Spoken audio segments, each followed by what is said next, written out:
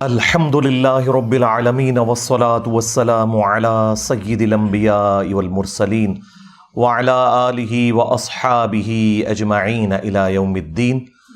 الحمدللہ آج 18 جون 2023 کو سنڈے کے دن ہمارا یہ پبلک سیشن نمبر 99 منعقد ہونے جا رہا ہے۔ آپ کے یہ ریئل ٹائم سوالات پرچیوں کی شکل میں ایک پورا کمپلیٹ تھدہ میرے پاس پہنچ چکا ہے۔ اسے انشاءاللہ ہم بعد میں ڈسکس کریں گے۔ پہلے اس ویک میں ایک کرنٹ افیئر کے طور پر آپ سمجھ لیں ایک انٹرنیشنل ایشو اس اعتبار سے کہ آلموسٹ دنیا کے تمام انسان جو کسی نہ کسی اعتبار سے ریلیجن کے ساتھ جڑے ہوئے ہیں ان کے لیے یہ اہمیت کا حامل ہے، اور وہ ایشو ہے ہمارے پڑوسی ملک انڈیا میں ایک یوٹیوبر ہیں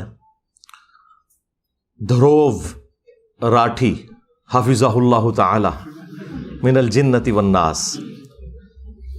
اللہ تعالیٰ ان کی حفاظت فرمائے اور ان کے لیے سچائی کا راستہ جو ہے وہ آسان کر دے، آمین۔ دھروو راٹھی جو ہے نا جی، یہ میں سمجھتا ہوں اس دور کے لیے بہت بڑی نعمت ہے اللہ تعالیٰ کی، اور میں پرسنلی ان سے بڑی محبت کرتا ہوں، رسپیکٹ کرتا ہوں ان کی، جو انہوں نے ایفرٹ کی ہے یوٹیوب کی دنیا میں ایک عام آدمی تک سائنٹیفک فیکٹس پہنچانے کے اعتبار سے، اسی طریقے سے جو سوشل انجسٹس ہے اس کو ہائی لائٹ کرنے کے اعتبار سے، اور سب سے بڑھ کر جو ہسٹری سے متعلق ان کی ویڈیوز ہیں وہ ہزاروں کتابوں کے اوپر بھاری ہیں۔ بیسیکلی وہ بھی میری طرح ایک میکینیکل انجینئر ہے، اور آج کل وہ جرمنی میں ہے، وہیں پہ انہوں نے شادی کی ہے، اور آپ کو پتہ ہے کہ انڈیا میں ایک بڑی کنزرویٹو قسم کی ایک خاص سوچ رکھنے والی حکومت ہے، اس کا بھی سلوک ان کے ساتھ صحیح نہیں تھا، تو وہ وہیں سے اپنی ویڈیوز بھی اپلوڈ کرتے ہیں، اور ماشاءاللہ ان کے آلموسٹ 11 ملین سے زیادہ سبسکرائبر ہو چکے ہیں، اور جس موضوع پہ بھی بولتے ہیں کمال کا بولتے ہیں، کوئی شک نہیں ہے۔ آپ ان کی جتنی بھی ویڈیوز اٹھا کے دیکھیں، خواہ وہ برمودا ٹرائنگل سے متعلق ہو، ٹائٹینک ڈوب گیا اس سے متعلق ہو، فرینچ ریولوشن سے متعلق ہو، لینڈنگ آن مون اس ٹاپک کے اوپر ہو، آلموسٹ کوئی 500 کے قریب ان کی ویڈیوز اپلوڈ ہو چکی ہوئی ہیں مختلف ٹاپکس کے اوپر، اور میرا خیال ہے کہ اردو جاننے والوں کے لیے یہ بندہ نعمت ہے کہ ان تک یہ تمام انفارمیشن ان کی نیٹو لینگویج میں پہنچ رہی ہے، اور میں تو بڑے عرصے سے ان کو دیکھتا ہوں اور ان کی ویڈیوز ریکمینڈ کرتا ہوں مختلف مواقع کے اوپر، اپنے قریبی دوستوں کو بھی ان کا تعارف کرواتا ہوں۔ آپ بھی اس ویڈیو کے بعد ان کے چینل کو ضرور وزٹ کریں اور ویڈیوز دیکھیں کہ کتنی محنت سے وہ کام کرتے ہیں، اور انہوں نے آپ سمجھ لیں اس ماڈرن ایج کے اندر ایک پورا پیراڈائم شفٹ کر دیا ہے اس حوالے سے کہ انہوں نے ایجوکیشن کو اپنا موضوع بنایا ہے، اور اس کے ذریعے انہوں نے اتنی ویورشپ حاصل کی ہے، اور تمام ریلیجن سے تعلق رکھنے والے لوگ جو سائنس میں دلچسپی رکھتے ہیں، ہسٹری میں دلچسپی رکھتے ہیں، وہ ان کی ویڈیوز کو بڑے شوق کے ساتھ دیکھتے ہیں، اور وہ بندہ ڈیزرو کرتا ہے جتنی انہوں نے محنت کی ہے اس حوالے سے۔ بہرحال یہ جو ابھی ریسنٹ ان کی ایک ویڈیو اپلوڈ ہوئی آلموسٹ ایک ہفتہ پہلے، وہ بھی آلموسٹ 5.3 ملین لوگ دیکھ چکے ہیں۔ Reality of Quran and Bible Abrahamic religion explained اس ٹاپک سے ہے، جس میں انہوں نے جو 3 بڑے بڑے ابراہیمی ریلیجن کہلاتے ہیں، آسمانی مذاہب، جیوز، کرسچنز اور مسلمز، ان کے دین کو انہوں نے ڈسکس کیا ہے، کانسیپٹ آف گاڈ کے حوالے سے، خدا کے تعارف کے حوالے سے۔ اب چونکہ یہ ٹاپک ایسا ہے کہ اس کے ساتھ انصاف کا تقاضا یہ ہے کہ آپ جس ریلیجن پہ بھی بات کر رہے ہیں، آپ اس کی جو پرائمری بکس ہیں ان سے ریفرنس کوٹ کریں گے تو پھر آپ بات ٹھیک کر سکیں گے۔ ادروائز آپ کسی ایک ریلیجن کو چن کے اس کی جو الہامی کتابیں ہیں ان میں سے چند ورسز اٹھا کے اسے ایکسٹراپولیٹ کریں اور باقیوں کے اوپر لگائیں تو یہ ایک علمی طور پر زیادتی ہے۔ اس طرح کی زیادتی پہلے رچرڈ ڈاکنز نے بھی کی اپنی کتاب دا گاڈ ڈیلوژن کے اندر، کہ اس نے کرسچینٹی کو ایک سمجھ لیں سینٹرڈ کرتے ہوئے باقی تمام ریلیجنز کو اسی کھاتے میں ڈال کے اور انہیں نان سائنٹیفک بتانے کی کوشش کی۔ وہ تو خیر ایک بد نیت شخص ہے رچرڈ ڈاکنز، اس کی میں نے کئی ایک بد نیتی والی اپروچز نوٹ کی ہیں، لیکن جہاں تک یہ دھروو راٹھی کا تعلق ہے تو یہ ایک مخلص بندہ ہے۔ مجھے ان کی ویڈیو میں کہیں پہ بھی دو نمبری نظر نہیں آئی، اور پرسنلی میں نے دیکھا ہے کہ وہ جو سپرسٹیشیس قسم کی چیزیں ہوتی ہیں ان کے بھی خلاف وقتاً فوقتاً بولتے ہیں۔ اگرچہ ان کا تعلق انڈیا سے ہے، اس کے باوجود انڈیا میں بھی جو ہندوؤں کے اندر بھی بابا حضرات موجود ہیں، ان باباؤں کو وہ بڑا ننگا کرتے ہیں۔ تو اس حوالے سے تو مجھے ایک خاص عقیدت ہے ان کے ساتھ کہ مشن ایک ہے، بابوں کو ننگا کرنا، جنہوں نے دین کے نام کے اوپر پبلک کا استحصال کیا ہے، ان سے چندے بٹورے ہیں، ان کی دنیا بھی خراب کی ہے، ان کی آخرت بھی خراب کی ہے۔ دوسرا اس حوالے سے بھی مجھے ایک محبت ہے کہ بائی پروفیشن وہ بھی میکینیکل انجینئر ہیں، اس کے باوجود انہوں نے ایک راستہ یہ والا ایجوکیشن کا اڈاپٹ کیا۔ اور آپ میں سے کوئی شاید بعض اوقات یہ سوچتا ہو کہ ایک انجینئر کو اپنے شعبے کے ساتھ انصاف کرتے ہوئے اسی فیلڈ کے اندر کام کرنا چاہیے، تو یہ ایسا نہیں ہے۔ انجینئرنگ آپ کو ایک آپ کے اندر استعداد، جسے آپ کہتے ہیں کمپیٹنسی، پیدا کرتی ہے کہ آپ کا جو انالیسس کرنے والی جو صلاحیت ہے وہ عام لوگوں سے بڑھ کر ہو جاتی ہے۔ اس لیے آپ دیکھیں گے جتنے بھی اس قسم کے لوگ ہیں، حالانکہ مجھے نہیں پتا تھا یہ بندہ انجینئر ہے، میں نے جب اس کی ویڈیوز دیکھی نا تو میں نے تعارف بعد میں اس کا پڑھا، میں نے ویڈیوز دیکھتے ہی نا اپنے دماغ میں سوچ لیا کہ یہ بندہ مجھے لگتا ہے کہ یہ انجینئر ہے، کیونکہ وہ جس طریقے سے چیزوں کو مینیج کر کے اور پراپر فارم میں ارینج کر کے ایک انٹلیکچوئل ترتیب کے ساتھ بیان کرتا ہے، الٹپ ایٹ رینڈم نہیں بیان کرتا، اس سے لگ رہا تھا کہ اس کی ایجوکیشن اس حوالے سے ہے، اور وہ نظر آئی۔ تو ہم کبھی بھی کسی بھی شخص کے بارے میں یہ کامنٹس نہیں کریں گے کہ اسے رائٹ نہیں پہنچتا کہ وہ کسی ٹاپک کے اوپر بات کرے، یہ تو بالکل غیر علمی اپروچ ہے۔ ہر شخص کا حق ہے کہ وہ ٹاپک پہ بات کرے، لیکن اتھینٹک سورسز کے ساتھ، جو اس ریلیجن کی بکس ہیں ان کو سامنے رکھتے ہوئے، تاکہ کوئی شخص بعد میں چیلنج نہ کر سکے۔ اب یہاں پر ان سے تھوڑی سی مس ہینڈلنگ ہوئی، بدنیتی کی وجہ سے نہیں بلکہ اگنورینس کی وجہ سے۔ انہوں نے ایزیوم کر لیا کہ چونکہ کرسچینٹی اور جوڈائزم یعنی یہودیت اور اسلام یہ تینوں حضرت ابراہیم علیہ السلام کے ساتھ جڑے ہوئے ہیں، تو لہٰذا ان کے نظریات بھی آلموسٹ ملتے جلتے ہوں گے۔ میجورٹی کیسز میں ملتے بھی ہیں، لیکن جہاں ڈفرینسز ہیں وہ ایک ہی واقعے کے اعتبار سے بہت زیادہ ڈفرینسز ہیں، اور اس سے زمین آسمان کا فرق پڑ جاتا ہے، اور وہیں پر انہوں نے غلطی کھائی۔ میں آج کوشش کروں گا کہ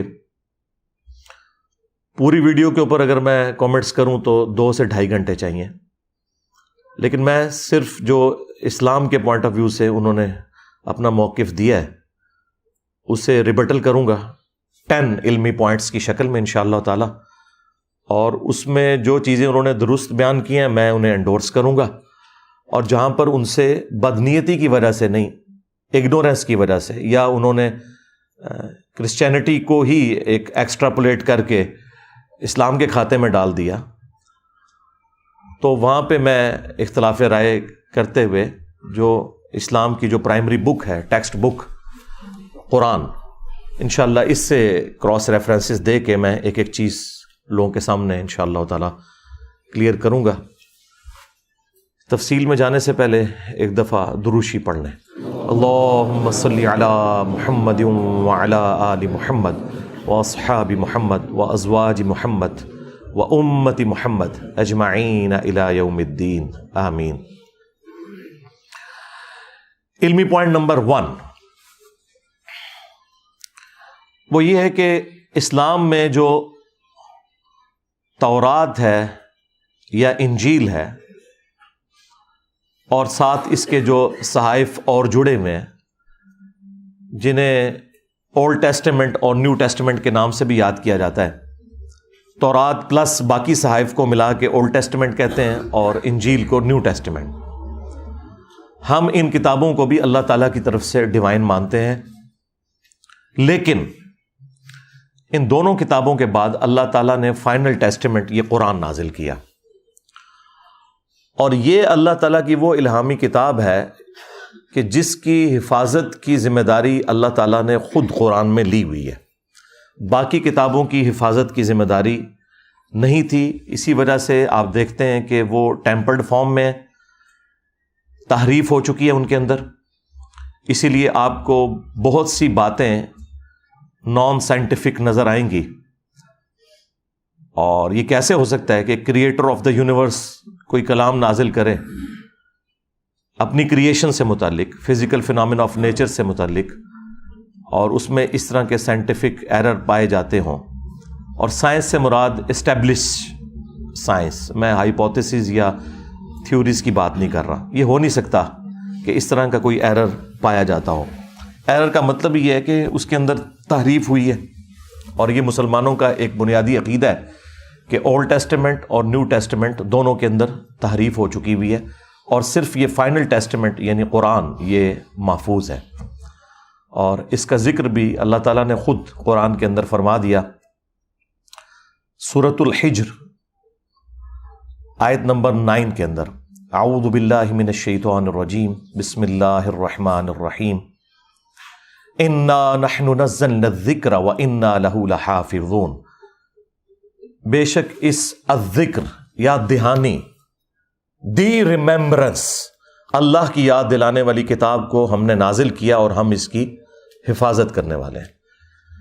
اور اس کتاب کی حفاظت کی ذمہ داری اللہ تعالیٰ نے اس لیے لی کہ اگلی کتابیں جب ٹیمپر ہوتی تھی تو پیغمبروں کا سلسلہ مسلسل جاری تھا، اور وہ پیغمبر آ کر انسانیت کو بتا دیتے تھے کہ یہ چیزیں انسانوں نے خود سے داخل کی ہیں، اور اللہ تعالیٰ نے اتنا حصہ اس کا نازل فرمایا. لیکن چونکہ امام کائنات سید الاولین والآخرین شفیع المذنبین رحمۃ للعالمین سیدنا و مولانا امام اعظم محمد رسول اللہ صلی اللہ علیہ وآلہ وسلم اللہ تعالیٰ کے آخری پیغمبر ہیں، تو خدا نخواستہ اگر ان پر نازل کی ہوئی کتاب بھی ٹیمپر ہو جاتی تو پھر اس کی ریمیڈی کے لیے تو کسی اور پیغمبر نے نہیں آنا تھا،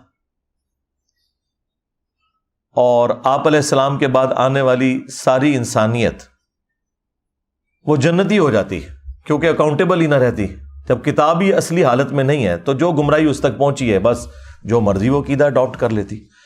تو اس لیے اللہ تعالیٰ نے ختم نبوت کی برکت سے قرآن کو ہمیشہ کے لیے محفوظ کر دیا، اور یہ قرآن اس دنیا پہ اللہ تعالیٰ کا خلیفہ ہے، اللہ تعالیٰ کا نمائندہ ہے پیغمبر کے بعد قیامت تک کے لیے. یہ ایک ٹیکنیکل ریزن ہے جس کی وجہ سے قرآن کو اللہ تعالیٰ نے محفوظ کیا. اب یہ فائنل ٹیسٹمنٹ قرآن جو ہے یہ اگلی کتابوں کی تصدیق بھی کرنے والی کتاب ہے، اور ان کتابوں میں کیا حق ہے کیا باطل ہے اس کو بھی یہ کلیریفائی کرتی ہے. اور اس سے بڑھ کر یہ کتاب اگلی کتابوں کے اوپر نگہبان بھی ہے. اور یہ جو میں دعوے کر رہا ہوں اس کا ذکر بھی قرآن کے اندر اللہ تعالیٰ نے فرما دیا ہے. سورہ آل عمران چیپٹر نمبر 3 کی جو سٹارٹ کی آیات ہیں وہ اسی سے متعلق ہیں. اعوذ باللہ من الشیطان الرجیم، بسم اللہ الرحمن الرحیم، الف لام میم، اللہ لا الہ الا هو الحی القیوم. الف لام میم حروف مقطعات ہیں. اللہ ہی ہے کہ جس کے سوا کوئی معبود نہیں، اور وہ خود سے زندہ ہے، ہر چیز کو تھامے ہوئے ہے. نزل علیک الکتاب بالحق، اے نبی علیہ السلام آپ پر اس نے یہ کتاب حق کے ساتھ پرپزفل با مقصد نازل کی ہے. مصدقا لما بین یدیہ، جو کہ تصدیق کرتی ہے ان کتابوں کی جو اس سے پہلے نازل ہو چکی ہیں، جو آگے کتابیں گزر چکی، یعنی تورات کی، انجیل کی۔ دو اعتبار سے تصدیق کرتی ہے۔ ایک اعتبار سے تصدیق یوں کرتی ہے کہ یہ کتاب بھی مانتی ہے کہ وہ کتابیں بھی اللہ کی کتابیں تھیں، اور دوسرا قرآن کا آ جانا یہ پریکٹیکلی تصدیق ہے کہ وہ کتابیں بھی درست تھیں، کیونکہ ان کتابوں میں آخری کتاب اور آخری پیغمبر کا ذکر موجود تھا۔ تو پریکٹیکلی جو پروفیسیز ان کتابوں میں موجود تھیں وہ پوری ہوئی ہیں قرآن کے آنے کی وجہ سے۔ تو قرآن نے تصدیق کر دی کہ وہ کتابیں صحیح کہہ رہی تھیں کہ آخری پیغمبر بھی آئیں گے اور ان پر آخری کتاب نازل ہوگی۔ تو دو اعتبار سے یہ کتاب تصدیق کرنے والی ہے۔ وَأَنزَلَ التَّوْرَاةَ وَالْإِنجِيلَ، اور اللہ ہی نے نازل کی تھی تورات بھی اور انجیل بھی، من قبل، اس قرآن سے پہلے، ہدی للناس، پوری انسانیت کی ہدایت کے لیے، وَأَنزَلَ الْفُرْقَانَ، اور اب اللہ تعالیٰ نے یہ فرقان نازل کر دیا ہے جو پوری انسانیت کے لیے ہدایت ہے اور حق اور باطل میں تمیز کرنے والی کتاب ہے، کہ یہ سچائی پر مبنی چیز ہے اور یہ چیز جھوٹی لوگوں نے اللہ کی طرف منسوب کر دی ہے۔ ان الذین کفروا بآیات اللہ، بے شک وہ لوگ جو کہ کفر کرتے ہیں اللہ کی آیات کا، یعنی انکار کرتے ہیں، لہم عذاب شدید، ان کے لیے شدید عذاب ہے، واللہ عزیز ذو انتقام، اور اللہ تعالیٰ غالب ہے اور انتقام لینے والا ہے۔ غالب اتنا ہے کہ چاہے تو اس دنیا میں انتقام لے لے، لیکن یہ اس کی حکمت کا تقاضا ہے کہ دنیا میں چھوٹ دیتا ہے اور آخرت کے دن پکڑ کرے گا۔ اور دوسری چیز جو میں نے بتائی تھی کہ یہ نگہبان ہے اگلی کتابوں کے اوپر، اس کا ذکر اللہ تعالیٰ نے سورۃ المائدہ میں فرمایا ہے، آیت نمبر 48 میں، چیپٹر نمبر 5 ہے یہ۔ وَأَنزَلْنَا إِلَيْكَ الْكِتَابَ بِالْحَقِّ، اور ہم نے نازل کی ہے اے نبی علیہ السلام آپ کی طرف یہ کتاب پرپز فل، با مقصد، حق کے ساتھ، سچائی کے ساتھ، مصدقا لما بین یدیہ، جو کہ تصدیق کرتی ہے جو اس سے آگے کتابیں گزر چکی، من الکتاب، کتاب میں سے، اور یہ تمام کتابیں اصل میں لوح محفوظ سے ہیں، قرآن بھی وہیں سے ہے، بل ہوا قرآن مجید فی لوح محفوظ۔ تو اسی کتاب کا ایک حصہ تورات ہے، اسی کتاب کا حصہ انجیل ہے، اسی کتاب کا حصہ قرآن ہے، اور باقی انبیاء کے صحائف ہیں۔ وَمُهَيْمِنًا عَلَيْهِ، اور یہ کتاب نگہبان ہے ان کتابوں کے اوپر۔ یہ ہے وہ لفظ مہیمن، قرآن مہیمن ہے، نگہبان ہے اگلی کتابوں کے اوپر۔ قرآن یہ اسٹیبلش کرے گا کہ اگلی الہامی کتابوں کی کون سی باتیں درست ہیں اور کون سی باتیں غلط ہیں، جو لوگوں نے اس میں داخل کر دی ہیں، قرآن کو ٹیمپر کر دیا ہے، اس کے اندر تحریف کر دی ہے۔ اب اگلا علمی پوائنٹ نمبر 2، جس کا کچھ حصہ میں پہلے ڈسکس کر چکا، کہ قرآن کو اللہ نے محفوظ کیوں کیا؟ اس وجہ سے کہ اب کوئی پیغمبر نہیں آنا تھا۔ البتہ اس کا یہ حصہ کہ اگلی کتابیں ٹیمپر ہو گئی ہیں، اس کا ذکر کہاں قرآن میں موجود ہے؟ وہ ہے سورۃ البقرہ کی آیت نمبر 79 میں، بڑے سخت الفاظ کے ساتھ اللہ تعالیٰ نے اس ٹروتھ کو ریویل کیا ہے۔ فَوَيْلٌ لِّلَّذِينَ يَكْتُبُونَ الْكِتَابَ، تو ہلاکت ہے ان لوگوں کے لیے جو کتاب لکھتے ہیں، بِأَيْدِيهِمْ، اپنے ہاتھوں سے، خود کتاب لکھتے ہیں، ثُمَّ يَقُولُونَ هَذَا مِنْ عِنْدِ اللَّهِ، اور پھر یہ کہتے ہیں یہ اللہ کی طرف سے نازل ہوئی ہے۔ یعنی اللہ کی کتاب میں اپنے پرسنل نوٹس داخل کر کے، خود سے اس کی تعریف کر کے، اور یہ کیوں کرتے تھے؟ وہ من پسند فتووں کے لیے، لوگوں کو خوش کرنے کے لیے۔ اگر کوئی غریب آدمی آ گیا تو اس کو پورے کا پورا دین سکھا دیا، اور اگر کوئی اشرافیہ میں سے آ گیا اور اس کی مرضی کا اسے فتویٰ دینا ہے تو اسے خود سے تبدیل کر کے تعریف کر دی۔ لِيَشْتَرُوا بِهِ ثَمَنًا قَلِيلًا، اور اس کے ذریعے یہ دنیا کی منفعت، جو کہ قلیل منفعت ہے، دنیا کے چند ٹکوں، بلکہ آج کل تو کہنا چاہیے چند روپوں کی، اب چونکہ ٹکا بھی اب 2 روپے کا 1 ٹکا ہو چکا ہے، تو دنیا کی تھوڑی سی منفعت کی خاطر اللہ کی آیات کو وہ بیچ دیتے تھے۔ فویل لہم مما کتبت، تو اللہ تعالیٰ فرما رہا ہے ہلاکت ہے جو کچھ انہوں نے لکھا، ایدیہم ان کے ہاتھوں نے، وویل لہم مما یکسبون اور ہلاکت ہے اس کے لیے بھی جو یہ کما رہے ہیں، یعنی جو انہوں نے حرام کمایا وہ بھی ہلاکت ہے، اور جو انہوں نے آخرت کا عذاب کما لیا اپنے لیے یہ ہلاکت ہے۔ پھر یہی ٹاپک جو ہے چیپٹر نمبر 3 کے اندر بھی آیا، سورہ آل عمران کے اندر بھی، وہاں پہ آیت نمبر ہے 78، وَإِنَّ مِنْهُمْ لَفَرِيقًا يَلْوُونَ أَلْسِنَتَهُمْ بِالْكِتَابِ، اور اے نبی علیہ السلام بے شک ان میں سے ایسے لوگ بھی ہیں جو اپنی زبان کو مروڑ مروڑ کر تلاوت کرتے ہیں کتاب میں سے، لِتَحْسَبُوهُ مِنَ الْكِتَابِ، تاکہ تم یہ سمجھو کہ یہ کتاب میں سے پڑھ رہے ہیں۔ آپ اکثر علماء کو نہیں دیکھتے کہ وہ عربی اشعار کو ایگزیکٹلی قرآن کے لہجے میں عین ہا کا خیال رکھتے ہوئے پڑھ رہے ہوتے ہیں، اور عام آدمی سمجھ رہا ہوتا ہے یہ قرآن پڑھ رہے ہیں، کہانیاں سنا رہے ہوتے ہیں اور لوگ سمجھ رہے ہوتے ہیں یہ قرآن و سنت سے بیان کر رہے ہیں۔ تو یہود و نصارہ کے علماء بھی یہی کیا کرتے تھے۔ وما ہوا من الکتاب، حالانکہ وہ تو کتاب میں سے ہوتا ہی نہیں ہے۔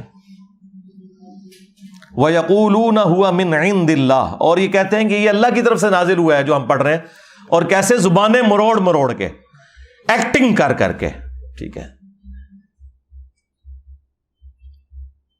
وَيَقُولُونَ عَلَى اللَّهِ الْكَذِبِ، اور یہ اللہ تعالیٰ کے اوپر جھوٹ باندھتے ہیں، وَهُمْ يَعْلَمُونَ، اور یہ جانتے بھی ہیں کہ یہ کیا کام ڈال رہے ہیں۔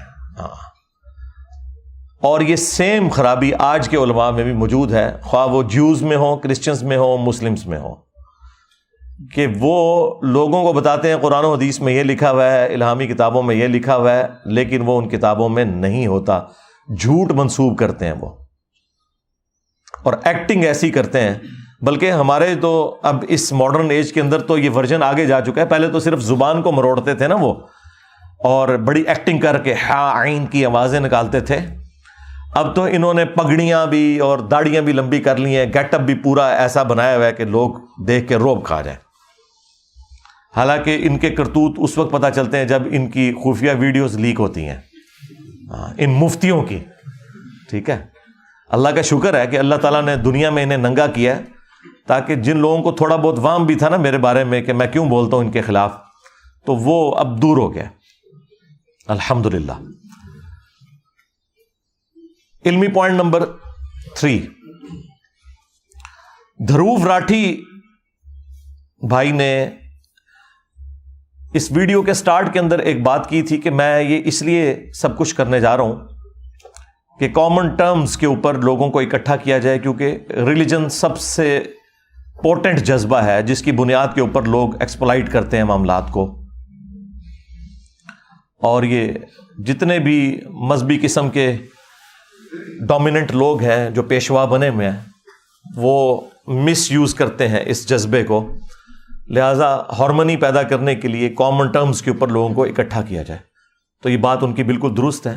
سیم بات قرآن حکیم میں بھی اللہ تعالیٰ نے بیان فرمائی ہے، چیپٹر نمبر 3 میں سورہ آل عمران کے اندر، قُلْ يَا أَهْلَ الْكِتَابِ تَعَالَوْا إِلَىٰ كَلِمَةٍ سَوَاءٍ بَيْنَنَا وَبَيْنَكُمْ أَلَّا نَعْبُدَ إِلَّا اللَّهَ، آؤ اے اہل کتاب، جیوز اور کرسچنز، آؤ مسلمانوں کے ساتھ ہم سب کے سب اس ایک بات پر اکٹھے ہو جاتے ہیں جو تم میں اور ہم میں کامن ہے، اور وہ یہ ہے کہ مت پوجیں کسی کو سوائے اللہ کے، اور آپس میں ایک دوسرے کو ایک دوسرے کا رب نہ مان لیں، یعنی پیغمبروں کو رب نہ مان لیں۔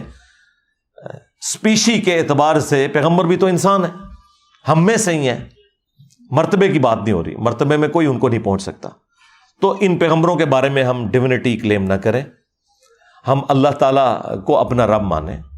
اگر یہ ایمان لے آتے ہیں تو درست، ادروائز تم اعلان فرما دو کہ ہم تو سر تسلیم خم کرتے ہیں اپنے رب کے حضور، ہم اس ایک خدا کے ماننے والے ہیں، اور ہم گواہی دیتے ہیں کہ اس کائنات کا معبود، کریٹر ایک ہی ہے۔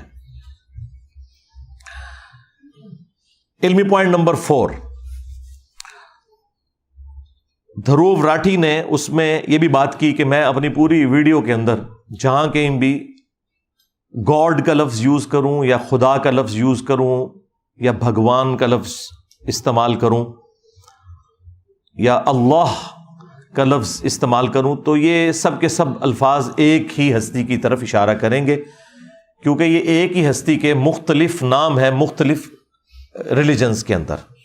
بالکل میں اس کو سیکنڈ کروں گا، ہمیں بھی کوئی آر نہیں ہے، نام آپ کوئی بھی اچھا اللہ کی طرف جو اس ریلیجن میں یا اس زبان کے اندر سب سے سپرلیٹو ڈگری ہے وہ آپ خدا کی طرف منسوب کر سکتے ہیں۔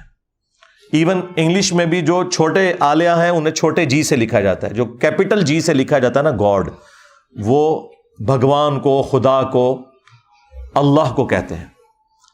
آپ اسے سپریم بینگ بھی کہہ سکتے ہیں، سپر نیچرل ایجنسی کا لفظ بھی اس کے لیے استعمال کر سکتے ہیں، جو چاہیں آپ الفاظ اس کے لیے استعمال کر سکتے ہیں، لیکن اصل میں اس کی طرف جو کوالٹیز آپ نے منسوب کی ہوئی ہیں نا، یہ دیکھنے والی چیز ہے کہ وہ کوالٹیز اس سے متعلق ہیں بھی ہیں یا نہیں۔ البتہ نام استعمال کرنے میں کوئی آر نہیں ہے، تو یہ بات ان کی بالکل درست ہے اور ہم اسے سیکنڈ کرتے ہیں۔ علمی پوائنٹ نمبر 5، یہ بات بھی انہوں نے صحیح بیان کی کہ تمام ریلیجنز کے اندر جہاد اور قتال یعنی لڑائی کرنا، جنگ کرنا، حق کو اسٹیبلش کرنے کے لیے، جھوٹ کو مٹانے کے لیے، انسانیت کو استحصالی نظام سے باہر نکالنے کے لیے، دہشت گردی کو ختم کرنے کے لیے، انصاف کا نظام قائم کرنے کے لیے، یہ جتنے بھی الفاظ استعمال کیے جاتے ہیں اس کے لیے جنگ کرنا یہ بالکل درست ہے۔ اور اس جنگ سے مراد قطعاً یہ نہیں ہوتا کہ آپ نے دوسرے ریلیجن کے ماننے والے لوگوں کو دنیا سے ختم کر دینا ہے اور ان کے پاس کوئی دنیا میں رہنے کا حق موجود نہیں ہے۔ اور اس میں اکثر ہندوؤں کی جانب سے اور کرسچنز کی جانب سے قرآن حکیم کی ایک آیت آؤٹ آف کانٹیکسٹ پیش کی جاتی ہے، سورہ التوبہ کی آیت نمبر 5، وہ انہوں نے کوٹ کی اپنی اس ویڈیو کے اندر کہ یہ آؤٹ آف کانٹیکسٹ ہے، کہ جہاں کہیں مشرک پاؤ اسے قتل کر دو۔ تو انہوں نے بھی بتایا کہ یہ ایک ٹریٹی سے ریلیٹڈ تھا، اس زمانے کے لیے وہ ایک معاہدہ تھا مسلمانوں اور کافروں کے درمیان، جو کافروں نے توڑ دیا اور مسلمانوں کو قتل کیا۔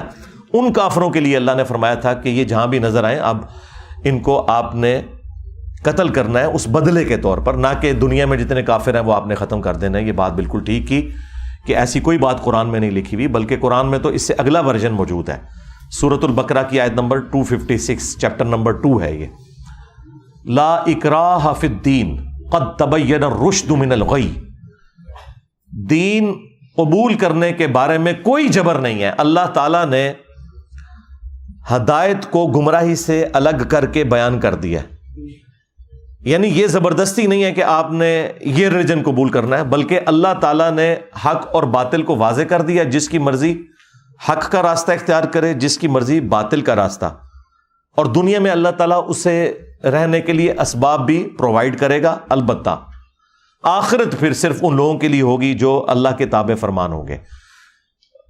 تمام انبیاء کی دعوت کا مقدمہ اسی کے اوپر قائم ہے، انا ہدیناہ السبیل اما شاکرا و اما کفورا، ہم نے ہدایت کا راستہ واضح کر دیا ہے، چاہے تو شکر گزاری کی روش اختیار کرو، خواہ نہ شکری کی روش اختیار کرو۔ دین قبول کرنے کے اعتبار سے کسی کے اوپر جبر نہیں ہے۔ تو یہ انہوں نے جو بات کی بالکل ٹھیک کی۔ علمی پوائنٹ نمبر 6، کافر کی جو ڈیفینیشن انہوں نے کی ہے وہ پارشلی تو درست ہے کہ جو ایتھیسٹ ہیں، جو منکرین خدا ہیں، وہ کافر ہیں، انکاری ہیں اللہ کی ذات کے، اور ہم ان کے لیے کفر کا لفظ استعمال کرتے ہیں۔ لیکن انہوں نے جو یہ بات کی کہ کافر صرف وہی ہوتا ہے جو اللہ کا انکار کر دے، یہ بات ان کی بالکل غلط ہے۔ اسلام میں ایسا نہیں ہے۔ اسلام میں بنیادی 3 عقائد ہیں۔ نمبر 1 عقیدہ توحید، ایک خدا کو ماننا اس کے ساتھ کسی کو شریک نہ ٹھہرانا۔ نمبر 2 عقیدہ رسالت، یہ عقیدہ رکھنا کہ اللہ تعالیٰ نے انسانیت کی رہنمائی کے لیے انسانوں ہی میں سے پیغمبروں کو چنا، اور وہ پیغمبر خدا نہیں تھے، نہ خدا کے بیٹے تھے، بلکہ صرف وہ خدا کے ریپریزنٹیٹو تھے، انسان ہی تھے، اور ان کے ذریعے انسانیت کو اللہ تعالیٰ نے اپنی تعلیمات سکھائیں۔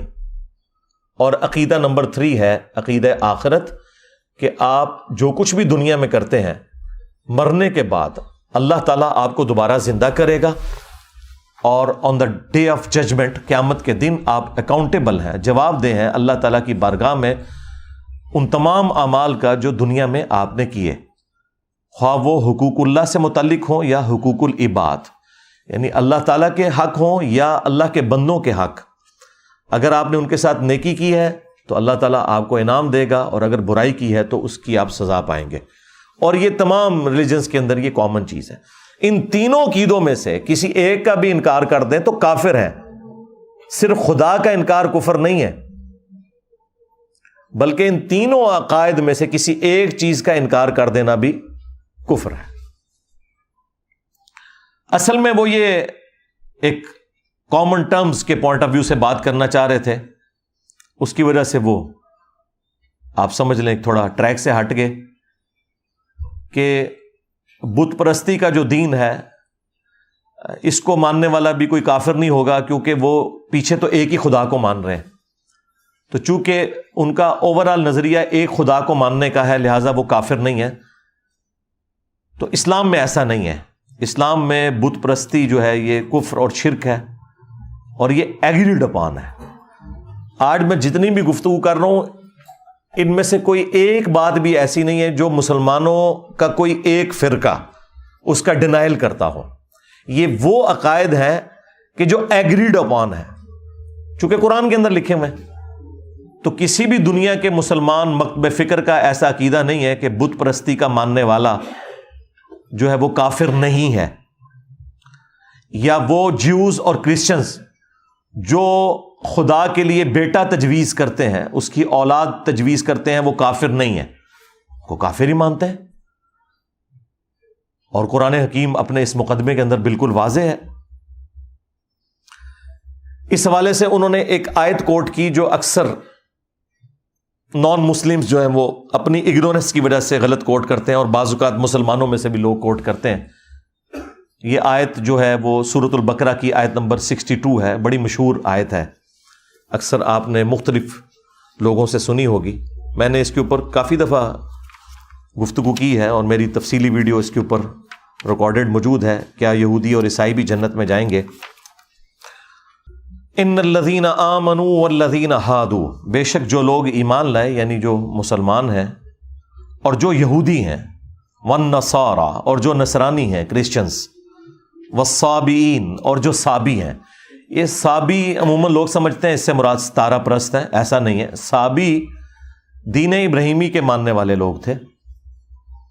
من آمن باللہ، ان میں سے جو بھی ایمان لے آئے اللہ پر، والیوم الآخر اور آخرت کے دن پر، وعمل صالحا اور نیک اعمال کرے، فلہم اجرہم عند ربہم، تو پھر ان سب لوگوں کے لیے ان کے رب کے حضور اجر ہے، ولا خوف علیہم ولا ہم یحزنون، اور قیامت کے دن نہ انہیں کوئی خوف ہوگا اور نہ کوئی غم لاحق ہوگا، یعنی یہ سب کے سب لوگ قیامت کے دن امن میں ہوں گے۔ اس آیت کو بعض لوگ آؤٹ آف کانٹیکسٹ کوٹ کرتے ہیں، اور وہ کہتے ہیں کہ دیکھیں اس میں تو اللہ تعالیٰ نے واضح کہہ دیا کہ خواہ مسلمان ہوں، یہودی ہوں، کرسچنز ہوں، صابی ہوں، اللہ پر اور آخرت پر ایمان لے آئیں تو قیامت کے دن وہ کامیاب ہو جائیں گے اپنے نیک اعمال کے سبب۔ اس میں ایمان بالرسالت کا ذکر نہیں ہے، اور وہ اس سے یہ رزلٹ نکالنے کی کوشش کرتے ہیں کہ ایمان بالرسالت کوئی ضروری چیز نہیں، اللہ کو اور آخرت کو مان لیں تو آپ کامیاب ہو جائیں گے۔ اور اسی وجہ سے آپ کو پتہ ہے کہ اکبر بادشاہ مغلوں کا، اب میرا خود بھی تعلق مغل خاندان سے ہے، اس کے باوجود میں سمجھتا ہوں کہ سب کانٹیننٹ میں جو دین کے اعتبار سے گمراہی کا دروازہ جس شخص نے کھولا وہ جلال الدین اکبر تھا۔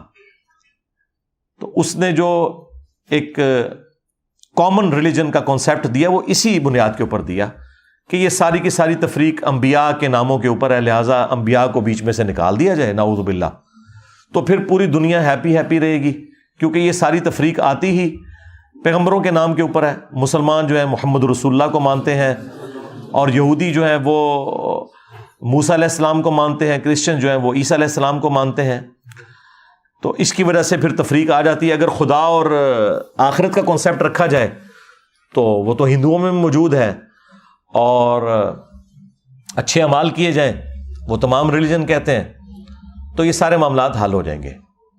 اور یہ آیت کوٹ کرتے ہیں، حالانکہ یہ آیت خود بول کے کہہ رہی ہے کہ آپ اس آیت کو بالکل آؤٹ آف کانٹیکسٹ پیش کر رہے ہیں، کیونکہ جب اس میں آ گیا کہ بے شک وہ لوگ جو ایمان لائے اور جو یہودی ہیں اور جو نصرانی ہیں، مجھے بتائیں یہودی کون ہوتا ہے؟ جو کسی پیغمبر کا ماننے والا ہوتا ہے یا پیغمبر کا نہیں ماننے والا ہوتا؟ پیغمبر کا ماننے والا ہوتا ہے۔ نصرانی کون ہوتا ہے؟ جو جیزس کرائسٹ کو ماننے والا ہے۔ تو اس کے اندر امپلائڈ ہے کہ اللہ تعالیٰ انبیاء کا ذکر کر رہا ہے، جو ایمان لائے محمد رسول اللہ پر صلی اللہ علیہ وآلہ وسلم، یا موسیٰ علیہ السلام اور اسرائیلی پیغمبروں کے اوپر، یا عیسیٰ علیہ السلام کے اوپر، یا سابی جو دین ابراہیمی کی ایک بگڑی ہوئی شکل تھی ابراہیم علیہ السلام کے اوپر۔ تو انبیاء کا تو ذکر امپلائڈ ہے اس کے اندر۔ یہودی ہوتا ہی وہ ہے جو پیغمبروں کو مانے، کرسچن ہوتا ہی وہ ہے جو جیزس کرائسٹ کو مانے، لہذا ایمان بالرسالت تو اس میں موجود ہے، یہ آؤٹ آف کانٹیکسٹ آپ کوٹ نہیں کر سکتے۔ دوسری بات، یہ تمام ادیان کے ماننے والے لوگ یا ریلیجن کے ماننے والے لوگ اپنے اپنے زمانوں میں مسلمان ہی تھے۔ جیوز نے جب تک جیزس کرائسٹ کا انکار نہیں کیا تو وہ مسلمان تھے۔ ان تمام انبیاء کو ہم مانتے ہیں، ان کے اصحاب کو ہم مانتے ہیں، لیکن ونس جب جیزس کرائسٹ عیسیٰ ابن مریم کا انہوں نے انکار کیا تو وہ کافر ہو گئے، اگرچہ وہ باقی پیغمبروں کو مانتے تھے، لیکن ایک پیغمبر کا انکار کر کے وہ کافر ہو گئے۔ کرسچنز بھی مسلمان ہی تھے، لیکن جب انہوں نے محمد رسول اللہ صلی اللہ علیہ وآلہ وسلم کا انکار کیا تو کافر ہو گئے۔ قرآن کی روح سے جو کوئی بھی اللہ کا انکار کر دے وہ بھی کافر، کسی ایک پیغمبر کا بھی انکار کر دے وہ بھی کافر، اگرچہ وہ اللہ کو بھی مانتا ہو، سارے پیغمبروں کو مانتا ہو، کسی ایک پیغمبر کا بھی انکار کر دے وہ کافر۔ اور یہ قرآن میں لکھا ہوا ہے، وہ ہے پارہ نمبر 6 چیپٹر نمبر 4 سورۃ النساء آیت نمبر 150 سے 152۔ ان الذین یکفرون باللہ ورسلہ، بے شک وہ لوگ جو کہ کفر کرتے ہیں اللہ کا اور اس کے رسولوں کا، وَيُرِيدُونَ أَن يُفَرِّقُوا بَيْنَ اللَّهِ وَرُسُلِهِ، اور وہ اس تلاش میں رہتے ہیں کہ اللہ اور رسولوں میں ایمان لانے میں فرق کر لیں، کہ اللہ کو مانیں گے پیغمبروں کو نہیں مانیں گے، یا اللہ کو مانیں گے فلاں پیغمبر کو مانیں گے فلاں کو نہیں مانیں گے۔ اور یہ میں تشریح جو کر رہا ہوں اس کے اندر لکھی ہوئی ہے، وَيُرِيدُونَ أَن يُفَرِّقُوا بَيْنَ اللَّهِ وَرُسُلِهِ، اور وہ چاہتے ہیں کہ اللہ اور رسولوں میں فرق کر دیں، وَيَقُولُونَ، اور کہتے ہیں، نُؤْمِنُ بِبَعْضٍ، کہ ہم بعض پہ تو ایمان لائیں گے، وَنَكْفُرُ بِبَعْضٍ، اور بعض کا کفر کر دیں گے۔ کفر کا مطلب ہی انکار ہوتا ہے۔ وَيُرِيدُونَ أَن يَتَّخِذُوا بَيْنَ ذَلِكَ سَبِيلًا، اور وہ اس تلاش میں رہتے ہیں کہ وہ درمیان کا راستہ نکال لیں، وہی دین الہی جو دین اکبری تھا کہ درمیان کا راستہ تلاش کر لیں، کہ پیغمبروں کو سائڈ پہ کر دیں۔ اب اللہ تعالیٰ کا ڈیوائن فتویٰ اس کے اوپر، اتنا گاڑا فتویٰ، اولئک ھم الکافرون حقا، ایسے لوگ کٹر کافر ہیں جو اللہ اور رسولوں میں فرق کر دیں یا رسول اور رسول میں فرق کر دیں، کٹر کافر ہیں۔ وَأَعْتَدْنَا لِلْكَافِرِينَ عَذَابًا مُهِينًا، اور ایسے کافروں کے لیے ذلیل و خوار کر دینے والا عذاب اللہ نے تیار کر رکھا ہے۔ اب ساتھ ہی آ گیا سائملٹینیس کنٹراسٹ، جس میں فٹ ان صرف مسلمز بیٹھتے ہیں۔ والذین آمنوا باللہ، اور وہ لوگ جو کہ ایمان لاتے ہیں اللہ پر، ورسولہ، اور اس کے رسولوں کے اوپر، ولم یفرقوا بین احد منہم، کسی ایک رسول کے معاملے میں بھی کوئی فرق نہیں کرتے، سب کے سب پیغمبروں کو وہ مانتے ہیں۔ اولئک سوف یؤتیہم اجورہم، یہ وہ لوگ ہیں جنہیں عنقریب اللہ تعالیٰ پورا پورا بدلہ دے گا ان کی اس نیکی کا، وَكَانَ اللَّهُ غَفُورًا رَحِيمًا، اور اللہ تعالیٰ بخشنے والا اور رحم فرمانے والا ہے۔ اب یہ جو آیات ہیں، آیت نمبر 150 سے 152 چیپٹر نمبر 4 سورۃ النساء کی، یہ واضح ثبوت ہے کہ کسی ایک پیغمبر کا انکار کرنے والا بھی کافر ہے۔ ہم مسلمانوں کے نزدیک جیزس کرائسٹ عیسیٰ ابن مریم کا کفر کرنا، ان کا انکار کرنا بھی اتنا ہی بڑا کفر ہے جتنا محمد رسول اللہ کا انکار کرنا صلی اللہ علیہ وآلہ وسلم۔ لہذا کفر کی جو انہوں نے ڈیفینیشن کی وہ قرآن کے اعتبار سے درست نہیں تھی، یہ وہ کلیریفیکیشن تھی جو میں نے ضروری سمجھی۔ علمی پوائنٹ نمبر 7، انہوں نے یہ کانسیپٹ دیا اس کے اندر، دھروو راٹھی نے، کہ اسلام میں اور کرسچینٹی میں اور جوڈائزم میں اللہ کے سوا کسی اور ہستی کا بت بنانا یہ کفر ہے، یہ حرام ہے۔ ہاں، خدا کا اگر بت بنایا جائے تو یہ جائز ہے۔ اور انہوں نے سورۃ النساء کی جو آیت نمبر 48 ہے اور 116، ان اللہ لا یغفر ان یشرک بہ ویغفر ما دون ذلک لمن یشاء، بے شک اللہ تعالیٰ اس گناہ کو تو قیامت کے دن کبھی معاف نہیں کرے گا کہ کوئی شخص شرک کے ساتھ اللہ کے حضور حاضر ہوا، اس کے سوا ہر گناہ کو معاف کر دے گا جس کے لیے چاہے گا۔ تو اس شرک کے گناہ کو انہوں نے ریلیٹ کیا کہ یہ شرک صرف وہ لوگ کر رہے ہیں جو خدا کے علاوہ کسی اور ہستی کا بت بناتے ہیں۔ اگر کوئی خدا کا بت بنائے یا خدا کے محبوب بندوں کا کوئی بت بنا لیتا ہے اور پیچھے دھیان اللہ ہی کی طرف سے ہے کہ یہ اللہ کی طرف لے جانے والی چیزیں ہیں، تو انہوں نے اسلام کے کھاتے میں بھی ڈال دیا اسے کہ یہ اسلام میں بھی کوئی کفر نہیں ہے، نعوذ باللہ من ذالک۔ لیکن انہوں نے کوئی آیت کوٹ نہیں کی اس حوالے سے۔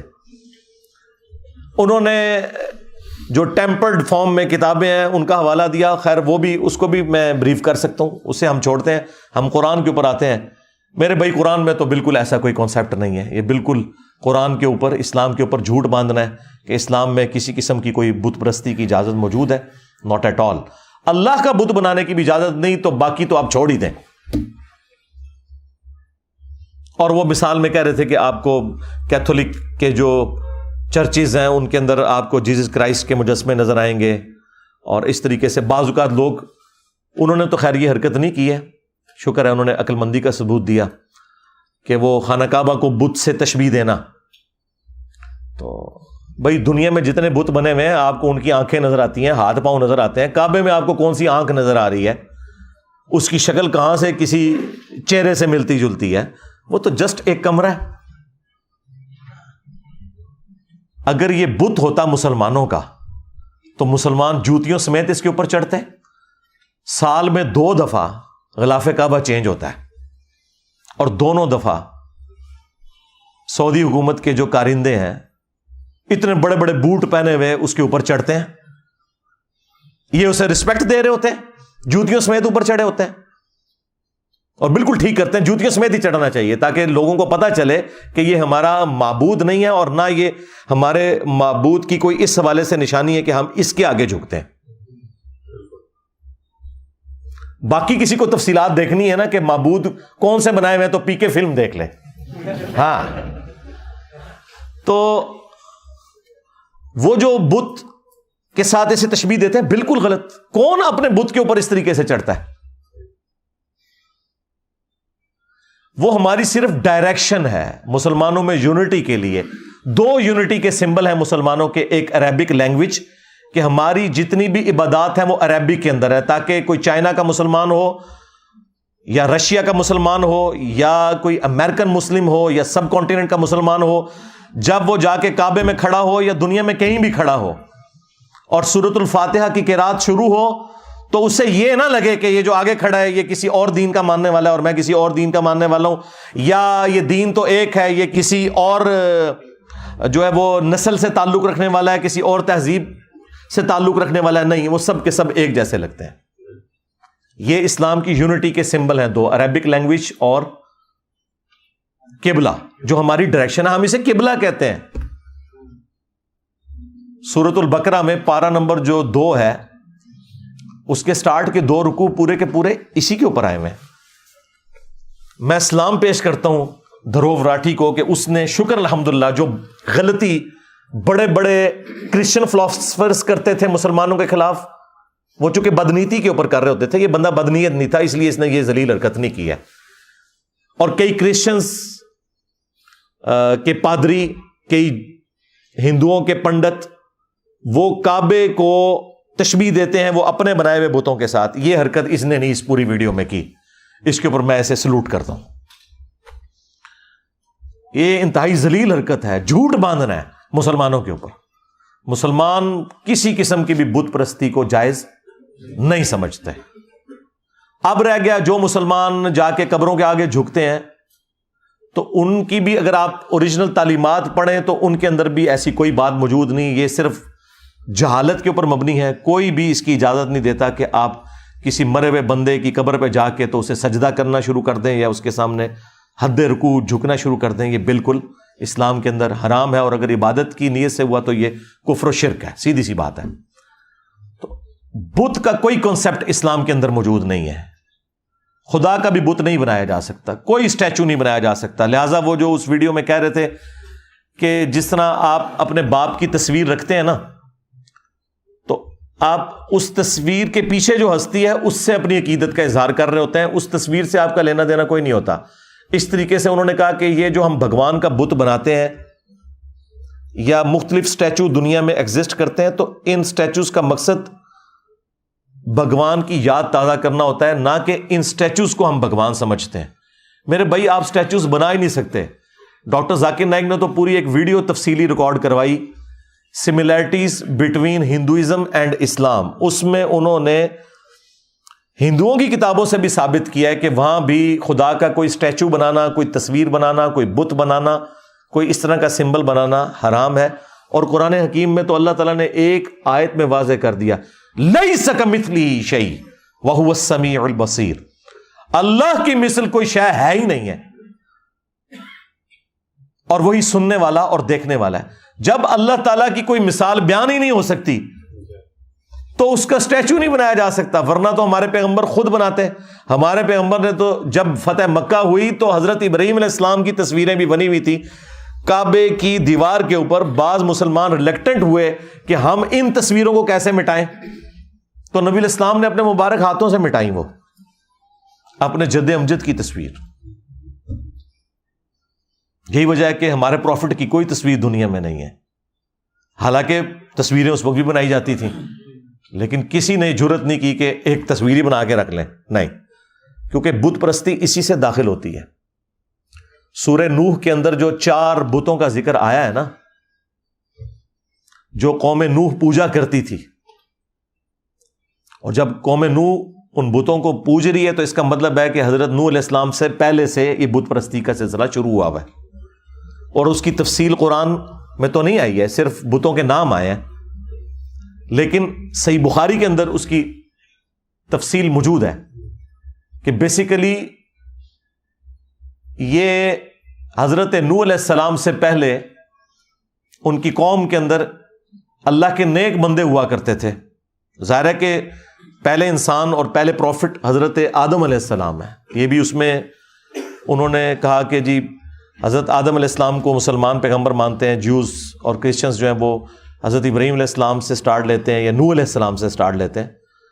تو یہ کنسنسس حضرت آدم علیہ السلام ہی پہلے انسان ہے اور وہ پہلے پیغمبر بھی ہیں. ان کی نسل ہی میں جب بت پرستی شروع ہوئی تو وہ ایسے شروع ہوئی، صحیح بخاری میں آتا ہے کہ کچھ نیک لوگ عبادت کیا کرتے تھے، ان کے مرنے کے بعد لوگوں نے کہا کہ ہم بھی اپنے اندر عبادت کا جذبہ پیدا کرنے کے لیے نا، جہاں پہ بیٹھ کے وہ عبادت کرتے تھے وہاں پہ انہوں نے وہ 5 نشانیاں پتھروں کے طور پر رکھ لی کہ ان کو دیکھ کے ہمارے اندر بھی موٹیویشن پیدا ہوگی. پھر آہستہ آہستہ وہ بت کی شکل اختیار کر گئے اور لوگوں نے انہی کو پوجنا شروع کر دیا، اور وہی کانسیپٹ کے پیچھے تو خدا ہی ہے. تو اس طریقے سے بت پرستی سٹارٹ ہوئی.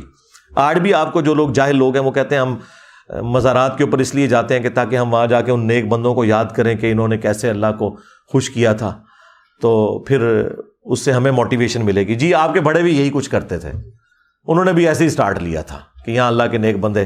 یہاں پہ بھی آپ دیکھ رہے ہیں انہوں نے چلا کٹیا جی سیم چیز بخاری کے اندر موجود ہے. ان 5 بتوں کا سلسلہ پھر شروع ہوا, اور قرآن حکیم اس حوالے سے اتنا سینسٹیو ہے بت پرستی کے حوالے سے کہ اللہ تعالیٰ نے سورۃ الحج کی آیت نمبر 30 میں, چیپٹر نمبر یہ 22 ہے, فرمایا کہ بتوں کی گندگی سے بچو. اس سے گند کہا ہے, نجس, غلاظت کہا ہے بتوں کی. پھر اللہ تعالیٰ نے سورہ الزمر کی آیت نمبر 3 میں کہا کہ یہ لوگ ان بتوں کی عبادت اس لیے کرتے ہیں کہ یہ کہتے ہیں کہ یہ ہمیں اللہ کے نزدیک کر دیں گے, پیچھے اللہ ہی ہے. تو اللہ تعالیٰ نے اسے بھی کنڈیم کیا کہ یہ بالکل صراحتاً کفر ہے. اور سورہ یونس میں تو اللہ تعالیٰ نے کہا کہ تم وہ بات کر رہے ہو جو اللہ کے بھی علم میں نہیں ہے, زمین و آسمان میں, کہ اللہ نے کوئی اپنا نائب مقرر کیا اس حوالے سے کہ اس کے ذریعے تم اللہ تک پہنچو گے. اور پھر سورۃ الاعراف میں تو اللہ تعالیٰ نے جتنی تفصیل کے ساتھ اس کو ذکر کیا ہے, اللہ نے کہا کہ یہ جو تم نے بت بنائے ہوئے ہیں یہ تو تمہاری طرح اللہ کی مخلوق ہے. اور پھر اللہ تعالیٰ نے اس کو مزید سمجھایا کہ کیا ان کے پاؤں ہیں جس سے یہ چلتے ہیں, کیا ان کے ہاتھ ہیں جن سے یہ پکڑتے ہیں. ہاتھ تو ہیں لیکن پکڑتے تو کوئی نہیں نا. باقی تفصیلات کے لیے پی کے فلم دیکھ لیں. کیا ان کی آنکھیں ہیں جس سے یہ دیکھتے ہیں, کیا ان کے کان ہیں جس سے یہ سنتے ہیں. اللہ نے ایک ایک عضو کا ذکر کیا اور انسانیت کو آر دلائی اس حوالے سے. وہ انسانیت جو شرک میں ڈوبی ہوئی ہے کہ تم ان سے بہتر ہو, کہ تم چل پھر سکتے ہو, پکڑ سکتے ہو, سن سکتے ہو, لیکن یہ وہ بت ہیں جن کے اندر یہ کچھ بھی نہیں ہے. اور پھر جو اس کو اپنے ایپیکس کے اوپر پہنچایا وہ ہمارے ابا جی نے پہنچایا, حضرت ابراہیم علیہ السلام نے. وہ انشاءاللہ میں بعد میں اگلے پوائنٹس کے اندر ان کا ذکر کروں گا, چونکہ اس ویڈیو میں انہوں نے ان کا ذکر بھی کیا. تو اسلام میں کسی قسم کی کوئی قبر پرستی, بت پرستی کسی بھی حوالے سے نہیں ہے. اچھا, یہاں پر ضمناً میں وہ بھی کور کر دوں جو انہوں نے تابوت سکینہ کا ذکر کیا, اور انجیل سے انہوں نے ورسز کو کوٹ کیا کہ وہ تابوت سکینہ بھی اللہ تعالیٰ کی طرف دھیان لانے کے لیے ایک چیز تھی, اور وہ اس کو انہوں نے ریلیٹ کیا بت پرستی کے ساتھ. حالانکہ ایسا کوئی کانسیپٹ نہ انجیل کے اندر اس طریقے سے موجود ہے, اور قرآن کے اندر تو اللہ تعالیٰ نے تابوت سکینہ کا ذکر چیپٹر نمبر 2 میں سورۃ البقرہ کے اندر کیا ہے, 248 نمبر آیت کے اندر. وہ تو جسٹ ایک باکس تھا جس کے اندر حضرت موسیٰ علیہ السلام کی کچھ نشانیاں تھیں, ان کا عصا تھا, ان کے کپڑے تھے, اس طرح کی چیزیں جو بنی اسرائیل کا یہ عقیدہ تھا کہ اس کی برکت سے اللہ تعالیٰ ہم پر رحم فرماتا ہے. بنی اسرائیل کوئی تابوت سکینہ کے سامنے جھکتے نہیں تھے, اس کی عبادت نہیں کرتے تھے, وہ برکت کے طور پر اپنے ساتھ رکھا کرتے تھے. جس طرح خانہ کعبہ کی دیوار میں بھی ایک پتھر نصب ہے جسے ہم حجر اسود کہتے ہیں, اور اسے چوما جاتا ہے. اور بخاری اور مسلم دونوں میں حدیث موجود ہے کہ حضرت عمر فاروق رضی اللہ تعالیٰ عنہ جب اسے چومنے لگے تو انہوں نے ساتھ ایک جملہ بولا کہ تو ایک پتھر ہی تو ہے حجر اسود, نہ کسی کو نفع دے سکتا ہے نہ نقصان, میں صرف اس لیے چوم رہا ہوں کہ نبی صلی اللہ علیہ وآلہ وسلم نے تجھے چوما تھا, بس یہ عقیدہ ہے. بعض لوگوں نے اس کے آگے ایک وہ کہانی جوڑی ہے کہ مولا علی علیہ السلام نے کہا کہ یہ نفع بھی دیتا ہے نقصان بھی دیتا ہے. وہ روایت المستدرک للحاکم میں ہے اور گھڑی بھی روایت ہے, اس میں ابو ہارون کذاب جھوٹا راوی ہے, لیکن اگر اس کی بھی کوئی تعویل کرتا ہے تو وہ اس اعتبار سے ہے جو جامع ترمذی کے اندر موجود ہے کہ یہ جنتی یاقوت تھا, اور لوگوں کے گناہوں کی نحوست کی وجہ سے یہ بلیک ہو گیا, اور جو لوگ بھی وہاں اسے چومتے ہیں قیامت کے دن اللہ کے حضور وہ گواہی دے گا لوگوں کی نیکی کی. بس اس سے زیادہ کوئی ذکر موجود نہیں ہے کہ وہ کسی کو نفع نقصان دے سکتا ہے. تو گواہی کیا صرف حجر اسود دے گا؟ اس پلانٹ ارتھ پہ ہر وہ حصہ زمین کا جس پہ آپ نماز پڑھتے ہیں, اللہ کی یاد کرتے ہیں, یا آپ نے کسی انسان کے ساتھ نیکی کی ہوئی ہے, وہ ہر چیز قیامت کے دن آپ کے اعمال کی گواہی دے گی. یہ کوئی حجر اسود کی خصوصیت نہیں ہے صرف. لہٰذا اس طرح کے پتھروں کے کانسیپٹ نکالنا اور یہ اس طریقے کے نگینے بھی پہننا یہ حقیق ہے اور یہ فلاں کر دیتا ہے. بھائی جو جنت کا یاقوت ہے حجر اسود, وہ کسی کو نفع نقصان نہیں دے سکتا, تو دنیا کے تو پتھر شاہی کوئی نہیں. ہاں, اگر اللہ کا جنت سے بھیجا ہوا پتھر الٹا اس نے کیا نفع نقصان دینا تھا، اس نے اپنے اوپر اثر لے لیا ہے کہ انسانیت کے گناہوں کی وجہ سے وہ سیاہ ہو گیا. جب اترا تھا تو وہ سفید تھا. تو ہڈی نے عزت پہ گئی ہوتے تھے. تو یہ بالکل کانسیپٹ اسلام کے اندر اس طرح کا کوئی نہیں. تابوت سکینہ آپ خود پڑھ کے دیکھ لیں، اس سے زیادہ کوئی کانسیپٹ نہیں تھا. اور چونکہ یہ بنی اسرائیل کے ساتھ ریلیٹڈ ہے، موسیٰ علیہ السلام کی یادیں تھیں تابوت سکینہ میں، تو موسیٰ علیہ السلام کا ذکر اللہ تعالیٰ نے سورۃ الاعراف کی آیت نمبر 138 میں کر دیا. آپ نے اسپیسیفکلی موسیٰ علیہ السلام اور تابوت سکینہ کا ذکر کیا، تو قرآن میں تو پوری تفصیل آئی ہے کہ موسیٰ علیہ السلام جب اپنی قوم کو لے کر نکلے اور شام کی سرزمین کی طرف سفر اختیار کیا، راستے میں انہوں نے جب سمندری جھیل کو عبور کیا، اس زمانے میں وہ چھوٹی چھوٹی سمندری جھیلیں تھیں، پھر بعد میں انہی کو جوڑ کے تو نہر سوئز اب بنا دی گئی ہے. دنیا کی 30% تجارت اسی نہر کے ذریعے ہو رہی ہے. تو جھیل کو جب کراس کیا تو سورۃ الاعراف آیت نمبر 138 میں آیا کہ جب ان کی قوم نے، ایک ایسی قوم سے ان کا گزر ہوا کہ جو بتوں کے اوپر دھیان کیے ہوئے بیٹھے تھے، تو انہوں نے کہا موسیٰ آپ بھی ہمارے لیے کوئی اللہ کا بت مقرر کر دیں کہ ہم اس پر دھیان کر کے بیٹھیں. تو موسیٰ علیہ السلام نے کہا کہ میں اس جاہل قوم سے اللہ کی پناہ میں آتا ہوں کہ ان لوگوں نے اللہ کا بت مان لیا.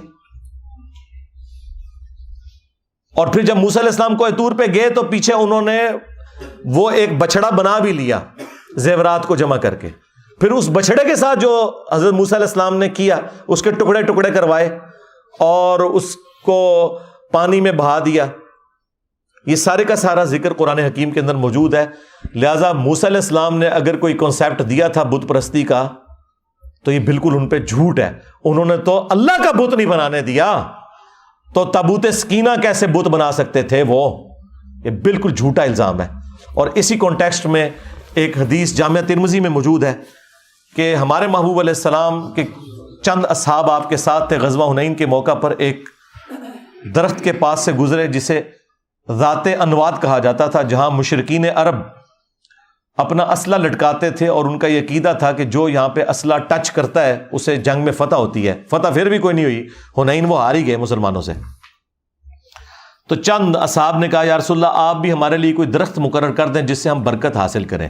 انہوں نے کوئی اللہ کا بت نہیں مانگا تھا، انہوں نے برکت کے لیے ایک چیز مانگی. تو نبی علیہ السلام نے فرمایا سبحان اللہ، اللہ پاک ہے، تم نے تو مجھ سے وہی ڈیمانڈ کر دی جو موسیٰ کے اصحاب نے کی تھی. پھر نبی علیہ السلام نے سورۃ الاعراف کی آیت نمبر 138 جو میں نے بیان کی تلاوت کی، اور پھر آپ نے فرمایا اس ذات کی قسم جس کے قبضے قدرت میں میری جان ہے، تم بھی اگلے لوگوں کے طریقے پہ چل پڑو گے. اور پھر اگلی پوری حدیث بخاری مسلم میں موجود ہے، قدم با قدم بالشت بر بالشت، حتیٰ کہ اگلے لوگوں میں سے کوئی گوہ کے سوراخ میں داخل ہوا تو تم بھی یہی کام کرو گے. صحابہ کرام نے پوچھا کہ اگلے لوگوں سے مراد کیا جیوز اور کرسچنز ہیں؟ آپ نے فرمایا اگر وہ مراد نہیں تو اور کون سے لوگ مراد ہیں؟ اور ہمارے پروفٹ نے ہمیں پہلے ہی بتا دیا کہ میری امت میں بھی یہ خرابیاں آئیں گی، لیکن ان کا تعلق نہ مجھ سے ہے نہ کسی پیغمبر کے ساتھ ہے. لہٰذا آج پریکٹیکلی اگر آپ کو کہیں مسلمان کسی قبر کے آگے گھیرے پڑے نظر آ رہے ہیں اور ہندو ان کے اوپر اعتراض کرتے ہیں کہ ہم کھڑا کر کے پوجتے ہیں، تم لٹا کے پوجتے ہو، تو ہم ان کو بتائیں گے کہ نہ اسلام میں یہ کھڑا کر کے کسی کو پوجنے کی اجازت ہے، نہ لٹا کے پوجنے کی اجازت ہے، ورنہ اس پلانٹ ارتھ پہ سب سے متبرک قبر تو رسول اللہ کی قبر ہے صلی اللہ علیہ وآلہ وسلم. اور مسند احمد میں حدیث ہے، حضور دعا کرتے ہیں اللہم لا تجعل قبری وثنا یعبد، اے اللہ میری قبر کو وہ بت نہ بننے دینا کہ لوگ اس کی پرستی شروع کر دیں. ہمارے نبی علیہ السلام تو اپنی قبر کو بھی بت کہہ رہے ہیں اگر پرستی شروع ہو جائے. وہ قبر مبارک جو ہمارے ماں باپ اولاد سب سے بڑھ کر ہمیں محبوب بھی ہے، اور اس قبر کی حاضری ہر مسلمان کے دل کی خواہش بھی ہے.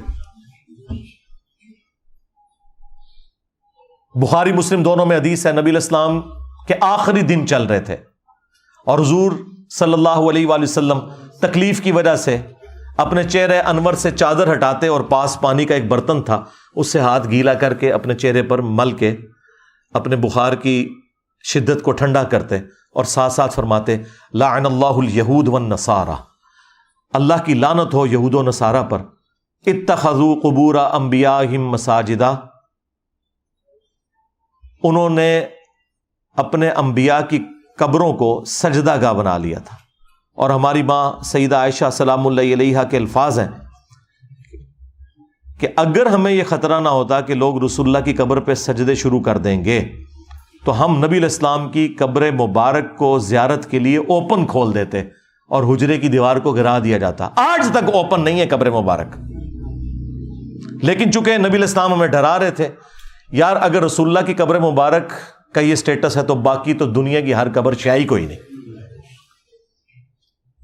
اور اما عائشہ کہہ رہی ہیں کہ ہمیں پتا تھا کہ حضور ہمیں ڈرا رہے ہیں، اس لیے ہم نے اس طرح کی کوئی ایکٹیویٹی پرفارم نہیں کی. صحیح مسلم میں حدیث ہے، جندب رضی اللہ تعالیٰ عنہ کہتے ہیں حضور نے اپنی وفات سے 5 دن پہلے یہ فرمایا تھا، دیکھنا اگلے لوگوں میں سے جب کوئی نیک آدمی فوت ہو جاتا تھا تو لوگ اس کی قبر پہ سجدے شروع کر دیتے تھے، تم میرے ساتھ ایسا معاملہ نہ کرنا، میں تمہیں اللہ کا خوف دلاتا ہوں. پھر بخاری اور مسلم دونوں میں یہ حدیث موجود ہے. ہماری 3 مائیں یعنی نبی علیہ السلام کی 3 بیویاں سیدہ ام سلمہ، ام حبیبہ اور سیدہ عائشہ رضی اللہ عنہن اجمعین وعلیہم السلام اجمعین حضور کے پاس بیٹھی ہوئی تھی. ظاہر ہے حضور کے آخری دن چل رہے تھے تو ام سلمہ اور ام حبیبہ جو سینئر صحابیات میں سے ہیں، انہوں نے ہجرت حبشہ بھی کی ہے، ہجرت مدینہ سے بھی جو بہتر ہجرت تھی. اس وقت یہ اپنے خاوندوں کے عقد میں تھی، اس وقت جو ان کے خاوند تھے تو ان کے ساتھ انہوں نے ہجرت کی. تو وہ ذکر کرتی ہیں کہ جب ہم وہاں گئے تھے تو ہم نے ماریا نام کا ایک گرجا دیکھا تھا حبشہ میں. تو نبی علیہ السلام کے آخری دن چل رہے ہیں اور آپ تکلیف میں، آپ فوراً اٹینٹو ہو گئے اور آپ نے کہا یہی تو ان میں خرابی تھی، کیونکہ انہوں نے ساتھ ذکر کیا کہ ہم نے وہاں کچھ تصویریں بھی لٹکی ہوئی دیکھی تھی اس گرجے کے اندر. آپ علیہ السلام نے فرمایا یہی تو ان میں خرابی تھی کہ یہود و نصارہ میں جب کوئی نیک آدمی فوت ہو جاتا تھا یا پیغمبر تو اس کی قبر پہ تصویریں لٹکا لیتے تھے، پھر آہستہ آہستہ وہاں پہ سجدے شروع کر دیتے تھے. قیامت کے دن یہ لوگ بدترین مخلوق بنا کے اللہ کے حضور اٹھائے جائیں گے. جناب اسلام میں تو پیغمبروں کا کوئی بت نہیں تو باب شاہی کوئی نہیں. ہاں اگر پیغمبروں کا بت نہیں ہے تو اللہ تعالیٰ کے بت کے بارے میں تو کوئی سوچے بھی نہ. لہذا بت پرستی خواہ خدا کا بت بنایا جائے یا کسی پیغمبر کا، اسلام میں ٹوٹلی یہ کفر ہے. یہ کانسیپٹ میں نے کلیئر کر دیا الحمدللہ. علمی پوائنٹ نمبر 8 تھرڈ لاسٹ، قصے آدم اور ابلیس کے حوالے سے بھی دھروو راٹھی نے تفصیلی گفتگو کی، لیکن وہی سب جو جیوز اور کرسچنس کے ہاں پایا جاتا ہے وہ بیان کیا اور عجیب بےہودہ قسم کی تصویریں بھی اس میں دکھائیں. اس کی وجہ سے کچھ مسلمان ان سے ناراض بھی ہوئے. وہ ناراض ہونے کی ضرورت اس لیے نہیں ہے کہ وہ جیوز اور کرسچنس کے اندر وہ سب کچھ چل رہا ہے. ہاں ہمارے لیے تکلیف دہ چیز ضرور ہے، لیکن یہ ان کا عمل کسی بدنیتی کے اوپر مبنی نہیں ہے. انہوں نے ایکسٹراپولیٹ کر لیا شاید اس کو، تو اسلام کا ان تصویروں کے ساتھ کوئی تعلق نہیں نعوذ باللہ. بہرحال جو جیوز اور کرسچنز ہیں یہ گمراہی انہی کے کھاتے میں، ان کی بھی اللہ تعالیٰ اصلاح فرمائے. تو قصہ آدم اور ابلیس کے حوالے سے انہوں نے بیان کیا اور ایو کا ذکر کیا یعنی اما حوا کا، اور کہا کہ چونکہ انہوں نے ہی یہ غلط طرف لگایا تھا آدم علیہ السلام کو، اس کی سزا میں وہ قیامت تک کے لیے اللہ تعالیٰ نے ان کے ساتھ ایک لیبر پین والا سلسلہ شروع کر دیا، پریگنینسی کی تکلیف ڈال دی اور انسان کے اوپر، مرد کے اوپر تکلیف اور مشقت ڈال دی کمائی کی. تو یہ ساری سزا ملی. یہ سزا نہیں تھی، یہ اللہ کا ڈیوائن پلان تھا. اللہ تعالیٰ نے یہ ایکٹیویٹی پرفارم ہونے سے پہلے ہی فرما دیا تھا انی جاعل فی الارض خلیفہ. فرشتوں کو کہہ دیا تھا میں زمین میں عنقریب اپنا خلیفہ بنانے والا ہوں. اور بعد میں ایک قصہ آدم اور ابلیس ہوا ہے. یہ اللہ کا ڈیوائن پلان تھا. ایگزیکیوشن کسی بھی ذریعے سے ہوتی ہے، بہرحال یہ اللہ تعالیٰ نے پلان کیا تھا کہ اللہ تعالیٰ نے ایسی مخلوق پیدا کرنی ہے. تو یہ اللہ تعالیٰ نے ہمارے ساتھ چیزیں جوڑی ہوئی ہیں، یہ اللہ کے ڈیوائن پلان کا حصہ ہے. انسان کے ساتھ جس طرح نیند، بھوک، ٹوائلٹ، یہ تمام حاجتیں جڑی ہوئی ہیں، اس طرح اللہ کے یہ پلان کا حصہ تھا کہ مرد نے جو ہے وہ معیشت کی تکلیف اٹھانی ہے اور عورت نے گھر بار کو دیکھنا ہے اور پریگنینسی کی تکلیف سے گزرنا ہے. یہ کوئی سزا نہیں تھی نعوذ باللہ، یہ بالکل کانسیپٹ غلط ہے. پھر اس میں جو انہوں نے بیان کیا کہ وہ سانپ کی شکل میں آیا، اسلام میں کوئی ایسی بات نہیں کہ سانپ کی شکل میں گیا. شیطان کو وسوسہ دلانے کے لیے فزیکلی انٹرسٹ کی ضرورت نہیں ہے، وہ انٹلیکچوئل بھی وسوسہ دلا سکتا ہے. اور بیسیکلی اللہ نے ایک پروٹوٹائپ ٹیسٹ رکھا تھا. دیکھیں سب طرف جنت میں جانے کی اجازت تھی سوائے ایک درخت کے. یہ کنسپٹ تھا کہ دنیا میں بھی چند چیزیں حرام کروں گا، باقی چیزیں جائز ہوں گی، حرام سے بچنا ہے. اور وہ حرام بھی دنیا میں ہوں گی، آخرت میں انعام کے طور پہ وہ چیزیں مل جائیں گی. جس طرح مرد کے لیے سونا حرام ہے، آخرت میں ملے گا. مرد کے لیے دنیا میں 4 سے زیادہ بیویاں کرنا حرام ہے، آخرت میں یہ کوئی اس طرح کی کوئی ریسٹرکشن نہیں ہے. دنیا کے اندر آپ نے اس طرح کے معاملات کو لے کے چلنا ہے. یہ چیزیں تھیں. تو اس میں کچھ چیزیں ان سے غلوف کے درجے میں بیان ہوئی، وہ اسلام کا کنسیپٹ نہیں ہے، ہم اسے ٹوٹلی کنڈیم کرتے ہیں. اسلام کے اندر قصہ آدم اور ابلیس قرآن کے اندر 7 دفعہ ہے. سورۃ البقرہ کے اندر، سورۃ الاعراف کے اندر، سورۃ الحجر کے اندر، سورہ صاد کے اندر، سورہ بنی اسرائیل کے اندر، سورہ طٰہٰ کے اندر اور سورۃ الکہف کے اندر. 7 جگہ اللہ تعالیٰ نے اس واقعے کو بیان کیا. اس میں سورۃ الاعراف ذرا تفصیل کے ساتھ ہے، لیکن ہر جگہ تثنیہ کے صیغے سے بات ہوئی ہے. عربی میں جمع 3 سے شروع ہوتا ہے، سنگولر یعنی واحد، اس کے بعد تثنیہ یعنی 2 کا صیغہ. جیسے واحد کا صیغہ ہے مشرق اور مغرب، اور تثنیہ کا صیغہ ہے مشرقین اور مغربین، 2 مشارق، 2 مشرقیں اور 2 مغرب. اور جمع کا صیغہ ہے مشارق اور مغارب، 2 سے زیادہ مشرقیں اور 2 سے زیادہ مغربیں. 360 مشرق اور 360 کے قریب یا 365 کہہ لیں مغرب ہوتے ہیں نا. روزانہ ہلکا سا سورج ٹلٹ ہو کے طلوع ہوتا ہے ود رسپیکٹ ٹو زمین. وہ سائنٹیفک پوائنٹ آف ویو سے نہیں میں بات کر رہا، یعنی کامن آبزرویشن کے پوائنٹ آف ویو سے بات کر رہا ہوں. تو 365 مشرق ہوتے ہیں اور 365 مغرب. تبھی تو گریجولی سردیوں میں یہاں سے سورج نکل رہا ہوتا ہے. یہ میرے پیچھے اس اینگل پہ مغرب ہے، تو آپ گرمیوں میں دیکھیں تو آج کل یہاں پہ آ چکا ہوگا سورج، پھر اس کا ٹریک لمبا ہو جاتا ہے ود رسپیکٹ ٹو زمین کی میں بات کر رہا ہوں، ورنہ سورج نہ تو نکلتا ہے نہ غروب ہوتا ہے. تو قرآن حکیم میں قصہ آدم اور ابلیس میں تثنیہ کا صیغہ آیا ہے. ان دونوں نے یہ کیا، ان دونوں نے یہ کیا، ان دونوں کے ساتھ یہ ہوا. کہیں ایک جگہ بھی ایسی نہیں ہے جہاں پہ اللہ تعالیٰ نے حضرت حوا کو، ایو کو سنگل آؤٹ کیا ہو کہ یہ ایو نے سارا کام خراب کیا ہے.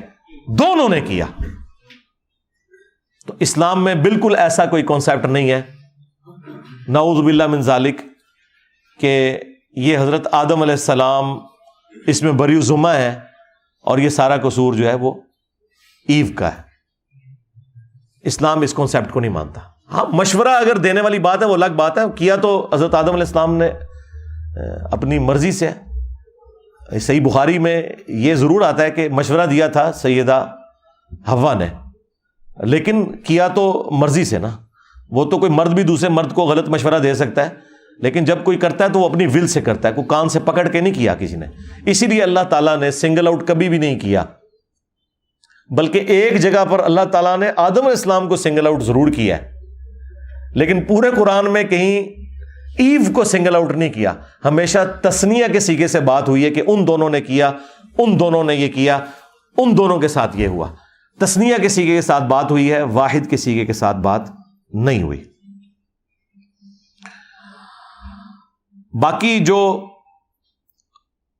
اسلام میں ماں باپ کا کانسیپٹ ہے عزت کا، وہ صرف اس وجہ سے نہیں ہے کہ ماں باپ مشقت اٹھاتے ہیں اولاد کے لیے، بلکہ اللہ تعالیٰ نے یہ ڈیوائن حق اپنی طرف سے رکھا ہے. قرآن حکیم میں 4 جگہ اللہ تعالیٰ نے توحید کے بعد ماں باپ کے حق کا ذکر کیا ہے. ٹاپ آف دا لسٹ جو 10 کمانڈمنٹس آئی ہیں سورہ بنی اسرائیل میں، جو قرآنک ورژن آف 10 کمانڈمنٹس ہیں، اس کے سٹارٹ میں آیا وَقَضَىٰ رَبُّكَ أَلَّا تَعْبُدُوا إِلَّا إِيَّاهُ، اور تمہارے رب نے یہ بات طے کر دی تھی کہ مت پوجنا کسی کو سوائے اس کے، وَبِالْوَالِدَيْنِ إِحْسَانًا، اور والدین کے ساتھ احسان کرنا. اور پھر یہاں پہ نہیں روکا، پھر فرمایا کہ اگر بڑھاپے کی حالت میں تم ان دونوں کو پاؤ اپنے پاس یا کسی ایک کو بھی تو انہیں اف بھی نہ کہنا اور اپنے کندھے عاجزی کے ساتھ جھکا کے ان کے سامنے رکھنا اور ان کے لیے دعا کرتے رہنا، رب ارحمہما کما ربیانی صغیرا، اے رب ہمارے جس طرح بچپن میں کچھ بھی نہیں تھا، کوئی طاقت نہیں تھی میرے میں، اور میرے ماں باپ نے مجھے پالا تھا، اب بڑھاپے میں یہ کمزور ہے، تو ان کے اوپر رحم فرما، آمین۔ تو یہ کانسیپٹ ہے اسلام میں، الحمدللہ۔ اور ساتھ ہی ساتھ جو یہ حضرت آدم علیہ السلام کے ذریعے انسانیت کا سلسلہ شروع ہوا، اس کا مقصد وہ اللہ تعالیٰ نے سورہ ہود میں اور سورۃ الملک میں بیان کیا، لِيَبْلُوَكُمْ أَيُّكُمْ أَحْسَنُ عَمَلًا۔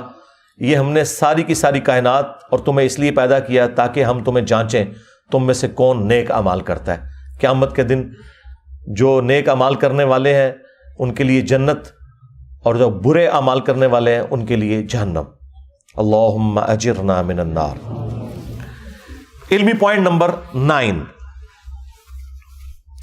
وہ سیدنا نوح علیہ السلام کے طوفان سے متعلق جو انہوں نے کہا کہ نوح علیہ السلام کا طوفان اس لیے آیا کہ اللہ تعالیٰ کو ریگریٹ ہوا، اللہ تعالیٰ کو پشیمانی ہوئی، نعوذ باللہ، کہ میں تو انسانیت پیدا کر کے ایک قسم کا پچھتا ہوں اس حوالے سے کہ یہ تو سارے کے سارے جو ہے وہ گمراہی ہو گئے ہیں۔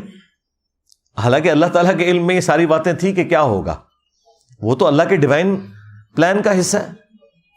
اللہ نے قرآن میں واضح کہہ دیا ہے وَلَقَدْ ذَرَأْنَا لِجَهَنَّمَ كَثِيرًا مِّنَ الْجِنِّ وَالْإِنسِ، بے شک جنوں اور انسانوں کی اکثریت جہنم میں ہی جانے والی ہے۔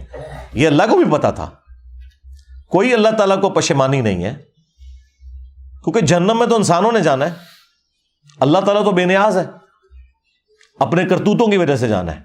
اللہ کی طرف سے کوئی زیادتی نہیں ہے، اللہ نے پیغمبروں کے ذریعے حق کا حق ہونا اور باطل کا باطل ہونا بتا دیا ہے، اور اس سے بھی پہلے ہماری انسٹنکٹ میں رکھ دیا ہے، ہماری جبلت میں۔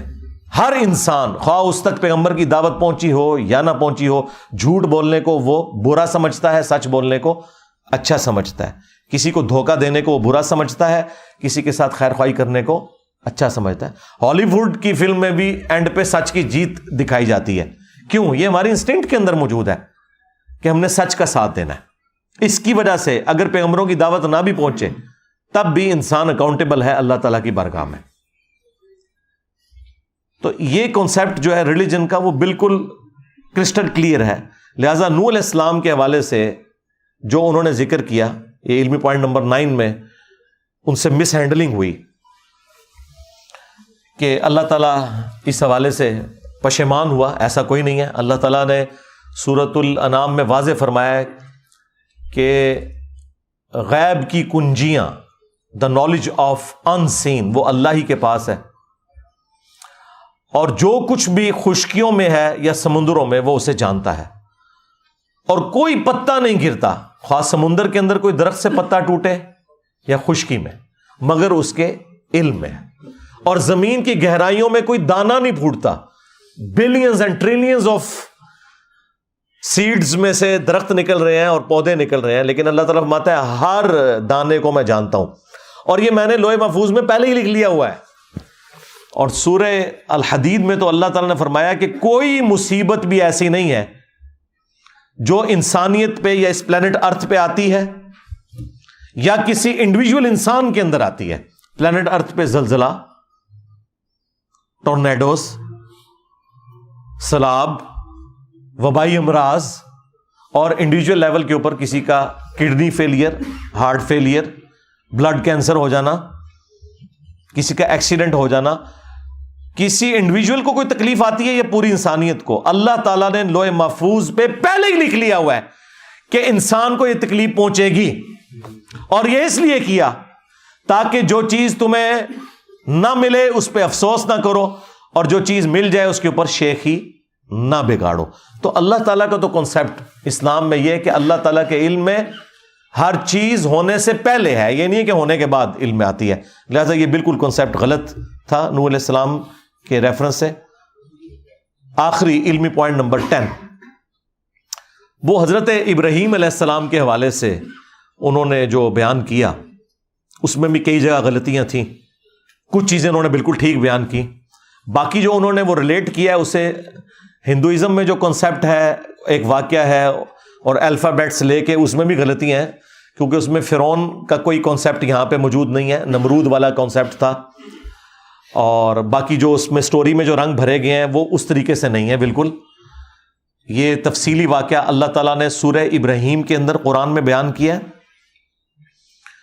اور سورۃ الحج میں بھی اس کا ذکر موجود ہے، مختلف صورتوں میں، سورۃ البقرہ میں بھی کچھ حصہ موجود ہے تفصیل کے ساتھ، سورہ ابراہیم میں اور بخاری اور مسلم دونوں کے اندر حدیث موجود ہے جس میں ایک سے زیادہ احادیث ہیں جس میں یہ پورا واقعہ موجود ہے کہ حضرت ابراہیم علیہ السلام کی 2 بیویاں تھیں، سیدہ سارہ تھیں جن کے ساتھ وہ ہجرت کر کے نکلے اور ان کو اولاد کوئی نہیں تھی، راستے میں ایک بادشاہ کے پاس سے ان کا گزر ہوا، اس بادشاہ کا کوئی ذکر موجود نہیں کہ وہ بادشاہ کون تھا۔ بعض نمرود کا ذکر کرتے ہیں، نمرود کے ساتھ جو ان کا انٹریکشن ہے وہ دوسرے واقعے میں ہے جس میں حضرت ابراہیم علیہ السلام نے کہا تھا کہ میرا رب وہ ہے جو مشرق سے سورج نکالتا ہے، جو سورۃ البقرہ میں، وہ نمرود کے ساتھ تھا۔ یہ کسی بادشاہ کا ذکر ہے، بخاری مسلم میں یہ تفصیل نہیں ہے کہ وہ بادشاہ کون سا تھا۔ بہرحال اس بادشاہ کو جب پتا چلا کہ حضرت ابراہیم علیہ السلام کی جو بیوی ہے وہ بہت خوبصورت ہے، تو اب ظاہر ہے وہ بادشاہ نے ان کو بلوایا اپنے پاس، تو حضرت ابراہیم علیہ السلام نے سیدہ سارہ سے کہا کہ تم اسلام کے رشتے میں میری بہن ہو، اور یہی میں نے بادشاہ کو بتایا ہے، کیونکہ اگر میں بتاتا کہ تم میری بیوی ہو تو وہ مجھے قتل کروا دیتا۔ ظاہر ہے اس زمانے میں تو نگاہیں مار کے بزرگ کچھ نہیں کر سکتے تھے نا، ہاں جی اے بھی رزلٹ نکلتا ہے بچوں، انجینئر کا دماغ کتنے جاتا ہے، ہاں ابراہیم علیہ السلام جیسا ہے ہی کوئی نہیں، تیرے سارے بابے شے ہی کوئی نہیں۔ یہ معجزات جب اللہ تعالیٰ چاہتا ہے ہوتے ہیں، یہ پیغمبروں کے اختیار میں نہیں ہوتے۔ تو اگر میں اسے بتاتا تو مجھے قتل کروا دیتا، تو تو نے بھی اسے یہی کہنا ہے اور توریہ کرنا ہے کہ اسلام کے رشتے میں بہن ہو۔ خیر وہ جب حضرت سارہ ان کے سامنے گئیں تو بخاری میں آتا ہے کہ اس نے آپ کی طرف ہاتھ بڑھائے، تو اللہ تعالیٰ کا معجزہ ظاہر ہوا، اس کا ہاتھ وہاں سے ہلنا بند ہو گیا۔ 3 دفعہ اس نے یہ حرکت کی، اسے پتا چل گیا کہ یہ کوئی عام عورت نہیں ہے، وہ اتنا ڈر گیا کہ اس نے اپنے درباریوں کو بلایا اور اس نے کہا کہ ان کو رسپیکٹ کے ساتھ رخصت کرو، اور اس نے ایک عورت جو کنیز کے طور پر حضرت سارہ کو گفٹ کی تھی، ہاجر، یہ ہاجرہ لفظ نہیں ہے، ہاجر لفظ ہے۔ اردو میں تو ہم ہر ایک چیز کے آگے ہے لگا کے اسے بنا دیتے ہیں، جیسے ابو سفیان کی بیوی کا نام تھا ہند، یہاں پہ ہندا لوگ بولتے ہیں، وہ ہند ہے لفظ، تو چھوٹی یہ نہیں لگانی، یہ لفظ ہے ہاجر، وہ گفٹ کی، اور پھر حضرت سارہ نے وہ حضرت ابراہیم علیہ السلام کو گفٹ کر دی، اور وہ حضرت ابراہیم علیہ السلام کی دوسری بیوی بنی، اور ان کو اللہ تعالیٰ نے پہلے اولاد دے دی سیدنا اسماعیل علیہ السلام، جن کی نسل سے پروفٹ محمد صلی اللہ علیہ وآلہ وسلم ہے، اور بعد میں حضرت اسحاق پیدا ہو گئے حضرت سارہ کے ہاں، جن سے بنی اسرائیل ہے، کیونکہ ان کے بیٹے تھے یعقوب، اور یعقوب کا لقب قرآن میں اسرائیل آیا، اور ان کے 12 بیٹے وہ بنی اسرائیل کہلائے۔ تو حضرت اسحاق علیہ السلام عمر میں چھوٹے تھے حضرت اسماعیل علیہ السلام سے۔ باقی جیوز اور کرسچنز میں تو یہ پایا جاتا ہے کہ وہ اپنی بیوی کی وہ جیلسی فیکٹر کی وجہ سے جو سوکنوں کا ہوتا ہے، حضرت ابراہیم علیہ السلام نے سیدہ جو ہاجر تھی ان کو حرم کی سرزمین میں چھوڑا۔ اسلام میں ایسی کوئی کانسیپٹ نہیں ہے، ہو سکتا ہے کوئی بظاہر ایسی وجہ بن گئی ہو، وہ بظاہر تو کوئی بھی وجہ بنتی ہے، لیکن جو بخاری مسلم میں ہے اور اس کو سپورٹو قرآن میں سورہ ابراہیم میں آیت موجود ہے، اور باقاعدہ بخاری مسلم میں الفاظ ہیں کہ حضرت ابراہیم علیہ السلام نے جو سیدہ ہاجر کو اور ان کے بیٹے اسماعیل کو جب اکیلا وہ مکے کی سرزمین میں چھوڑا، جب بالکل بیابان تھا، کوئی بھی نہیں تھا وہاں پہ، اور وہ چھوڑ کے واپس ہو گئے، اب ظاہر ہے ان کا بھی دل پسیج رہا تھا، کوئی بات بھی نہیں کی، اور سیدہ جو ہاجر تھی وہ پیچھے سے آواز دے کے پوچھتی رہی کہ یہ آپ ہمیں خود چھوڑ کے جا رہے ہیں یا اللہ کے حکم کے اوپر؟ تو اس بات کا جواب حضرت ابراہیم علیہ السلام نے بس دیا کہ یہ اللہ کے حکم پہ میں چھوڑ, اور کسی بات کا جواب نہیں دیا. اور دیکھیں اس عورت کا عقیدہ معاہدہ, انہوں نے کہا کہ اگر اللہ کے کہنے پہ آپ نے چھوڑا ہے نا تو وہ ہمیں خوار نہیں ہونے دے گا یہاں پہ, پھر آپ جا سکتے ہیں. ٹھیک ہے, یہ عقیدہ آپ دیکھیں کیسا, یعنی پیغمبر کی بھی حاجت نہیں رہی, جو ہسبینڈ بھی تھا, جب انہوں نے یہ کہا کہ اللہ کے کہنے پہ چھوڑا ہے تو بس پھر وہ بخاری مسلم میں آیا کہ اللہ تعالیٰ نے جبرائیل علیہ السلام کو بھیج کے وہ زمزم کا پانی وہاں سے جاری کر دیا ان کے لیے. وہ چشمہ آج تک جاری ہے مکے کی سرزمین میں. اور پھر حضرت ابراہیم علیہ السلام کی دعائیں ہیں سورہ ابراہیم کے اندر, دیکھ لیں بیابان تھا, دنیا کا ہر فروٹ وہاں پہ پہنچ جاتا ہے. اتنے ٹورسٹ کسی جگہ بھی نہیں اتنے ملکوں کے جاتے جتنے مکے کی سرزمین میں جاتے ہیں.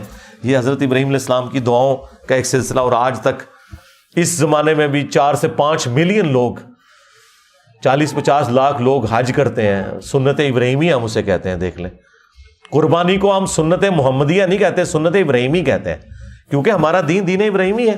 محمد رسول اللہ صلی اللہ علیہ وآلہ وسلم کے جد امجد ابراہیم علیہ السلام, ملت ابیکم ابراہیم, پیروی کرو اپنے باپ ابراہیم کی ملت کی. ہوا سماکم المسلمین من قبل وفی ھذا, جنہوں نے قرآن کے نزول سے پہلے ہی تمہارا نام مسلم رکھ دیا تھا, اور اللہ نے بھی اس کتاب کے اندر تمہارا نام مسلم رکھا ہے.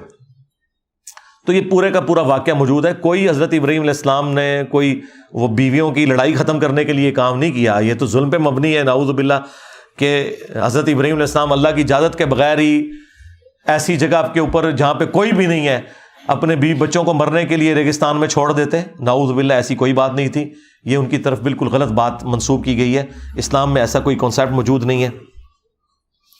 باقی جو بتوں کو توڑنے کا ذکر ہے وہ سورۃ الانبیاء کے اندر تفصیل کے ساتھ آیا ہے, اور وہ انہوں نے اس میں ذکر کیا کہ قرآن میں موجود ہے چیپٹر نمبر 21 کے اندر, کہ ابراہیم علیہ السلام نے سارے بت توڑے اور اینڈ پہ کلہاڑا رکھ دیا بڑے بت کے کندھے پر, اور توریہ کیا. جب انہوں نے پوچھا کہ ہاں بھائی یہ کس نے کیا ہے, تو لوگوں نے کہا کہ وہ ایک نوجوان لڑکا ہے, ایک چھوکرا جس کے بارے میں ہم نے سنا اسے ابراہیم کہا جاتا ہے, وہ یہ باتیں کرتا تھا, بلاؤ اس کو. جب بلایا گیا تو حضرت ابراہیم علیہ السلام نے توریہ کیا. جب انہوں نے پوچھا کہ تم نے یہ کیا, تو حضرت ابراہیم علیہ السلام نے کہا کہ ان کے بڑے سے پوچھو, یعنی اگر یہ بولتا ہے تو پوچھو اس سے. اور کلاڑا اس کے اس پہ رکھا ہوا تھا, یعنی وہ دونوں مطلب کنوے کر دیے, جھوٹ بولے بغیر. توریہ پھکی دے دی, اینٹی وینم دے دیا. سمجھ رہے ہیں نا, سمجھ رہے ہیں نا, یہ وہ کیا انہوں نے. یہ پھکی کا اگلا ورژن ہے, سمجھ رہے ہیں نا. ہاں, اسی اصول اور مبادی پہ الزامی جواب. تو وہ انہوں نے پھر کہا کہ تمہیں تو پتہ یہ بولتے نہیں ہیں. پھر انہوں نے کہا کہ اف ہے تمہارے اوپر اور جن کی تم عبادت کر رہے ہو, انتم وآباؤکم فی ضلال مبین, تم بھی اور تمہارے سارے آباء و اجداد بھی کلی گمراہی میں تھے. لوگ کہتے ہیں انجینئر صاحب وہ اللہ تعالیٰ نے موسیٰ علیہ السلام کو بھیجا تھا نا فرعون کے پاس, تو کہا تھا کہ ذرا ہاتھوں لا رکھیں. ہاں, وہ اس لیے کہا تھا کہ حضرت موسیٰ علیہ السلام کا ہاتھ بڑا وزنی تھا.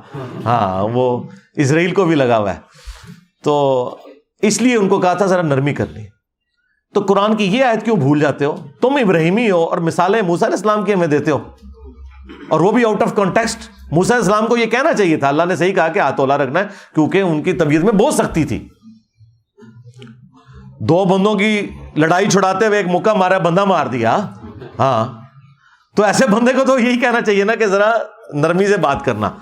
اور ظالموں, انجینئر صاحب کو سنگل آؤٹ کرتے ہو تو ابراہیم علیہ السلام کو کیوں بھول جاتے ہو؟ انہوں نے تو واضح کہا کہ انتم وآباؤکم فی ضلال مبین, تم بھی تمہارے بزرگ بابے بھی سارے گمراہ تھے. اور میں آپ کو بتاؤں یہ اللہ تعالیٰ کی کرامت ہوئی مجھ پہ کہ یہ واقعہ بیان کرتے ہی فی البدی میری زبان پہ جاری ہو گیا تھا کہ بابت شاہی کوئی نہیں. پہلی دفعہ جو میری زبان پہ جاری ہوا نا وہ اس واقعے کے اوپر ہوا تھا. پھر میں نے اسے جوڑا کہ میرے نبی سا ہے ہی کوئی نہیں, تیرے بابے تھے شاہی کوئی نہیں. یہ ابراہیم علیہ السلام کا نعرہ ہے کہ بابے تھے شاہی کوئی نہیں. انتم وآباؤکم فی ضلال مبین, میں تو صرف یہ کہہ رہا ہوں کہ بابے تھے شاہی کوئی نہیں. حضرت ابراہیم علیہ السلام نے کہا تھا وہ گمراہ تھے سب, تم بھی گمراہ, تمہارے آباء و اجداد بھی گمراہ. تو یہ واقعہ پورا سورۃ الانبیاء کے اندر موجود ہے اور سورہ مریم کے اندر, یہ 2 جگہ تفصیل کے ساتھ آیا, وہ آپ دیکھ سکتے ہیں. اور باقی اگر آپ نے تفصیلات دیکھنی ہیں تو پی کے فلم دیکھیں, ہم بار بار مشورہ دیں گے. باقی اینڈ پہ میں دھروو راٹھی کے لیے کہوں گا کہ میں پرسنلی آئی لو یو, الحمدللہ, I respect all of your efforts to educate the people of sub continent.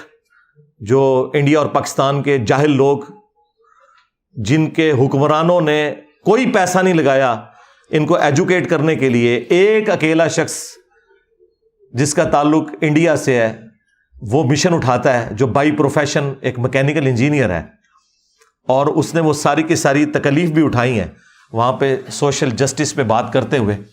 اور آج کل وہ جرمنی میں ہے, وہیں اس نے شادی بھی کی ہے, وہیں سے وہ پڑھا بھی ہے اسکالرشپ کے اوپر, لوور مڈل کلاس سے تعلق رکھنے والا. اور اس نے آج ملینز آف پیپل کے لیے وہ تمام نالج جو انگلش زبان کے اندر تھا وہ آسان فہم انداز میں اردو زبان میں پہنچاتی ہے. میں اپنے تمام آڈینس سے یہ ریکویسٹ کروں گا, میں نے آج تک کبھی یہ نہیں کہا کہ میرا چینل سبسکرائب کریں, ہاں میری ہزاروں ویڈیوز ریکارڈ ہو چکی ہیں, لیکن میں آپ کو یہ ضرور کہوں گا کہ آپ یہ چینل دھروو راٹھی کا جو چینل ہے آفیشیل وہ سبسکرائب کریں. نالج کا ایک ذریعہ, پرانی جتنی ویڈیوز ان کی ریکارڈ ہے وہ آپ ذرا دیکھیں اور اپنے علم میں اضافہ کریں. باقی ریلیجن کے پوائنٹ آف ویو سے جو انہوں نے سلسلہ شروع کیا ہے, ہم کہیں گے کہ اسے آپ جاری رکھیں آگے.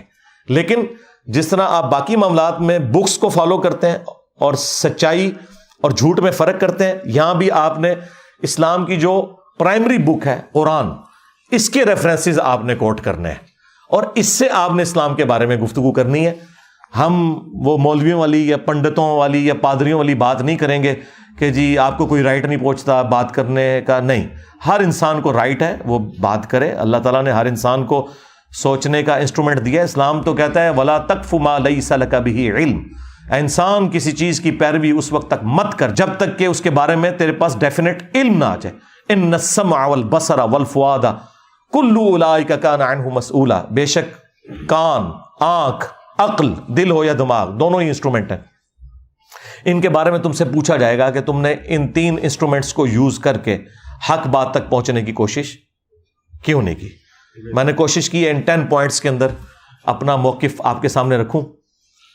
جو حق بات میں نے کی وہ اللہ تعالیٰ کی طرف سے ہے, اور اگر میری زبان سے کوئی غلط بات نکل گئی تو وہ میرے نفس کا ہی وبال ہے. سبحانک اللہم و بحمدک اشہد ان لا الہ الا انت استغفرک و اتوب الیک.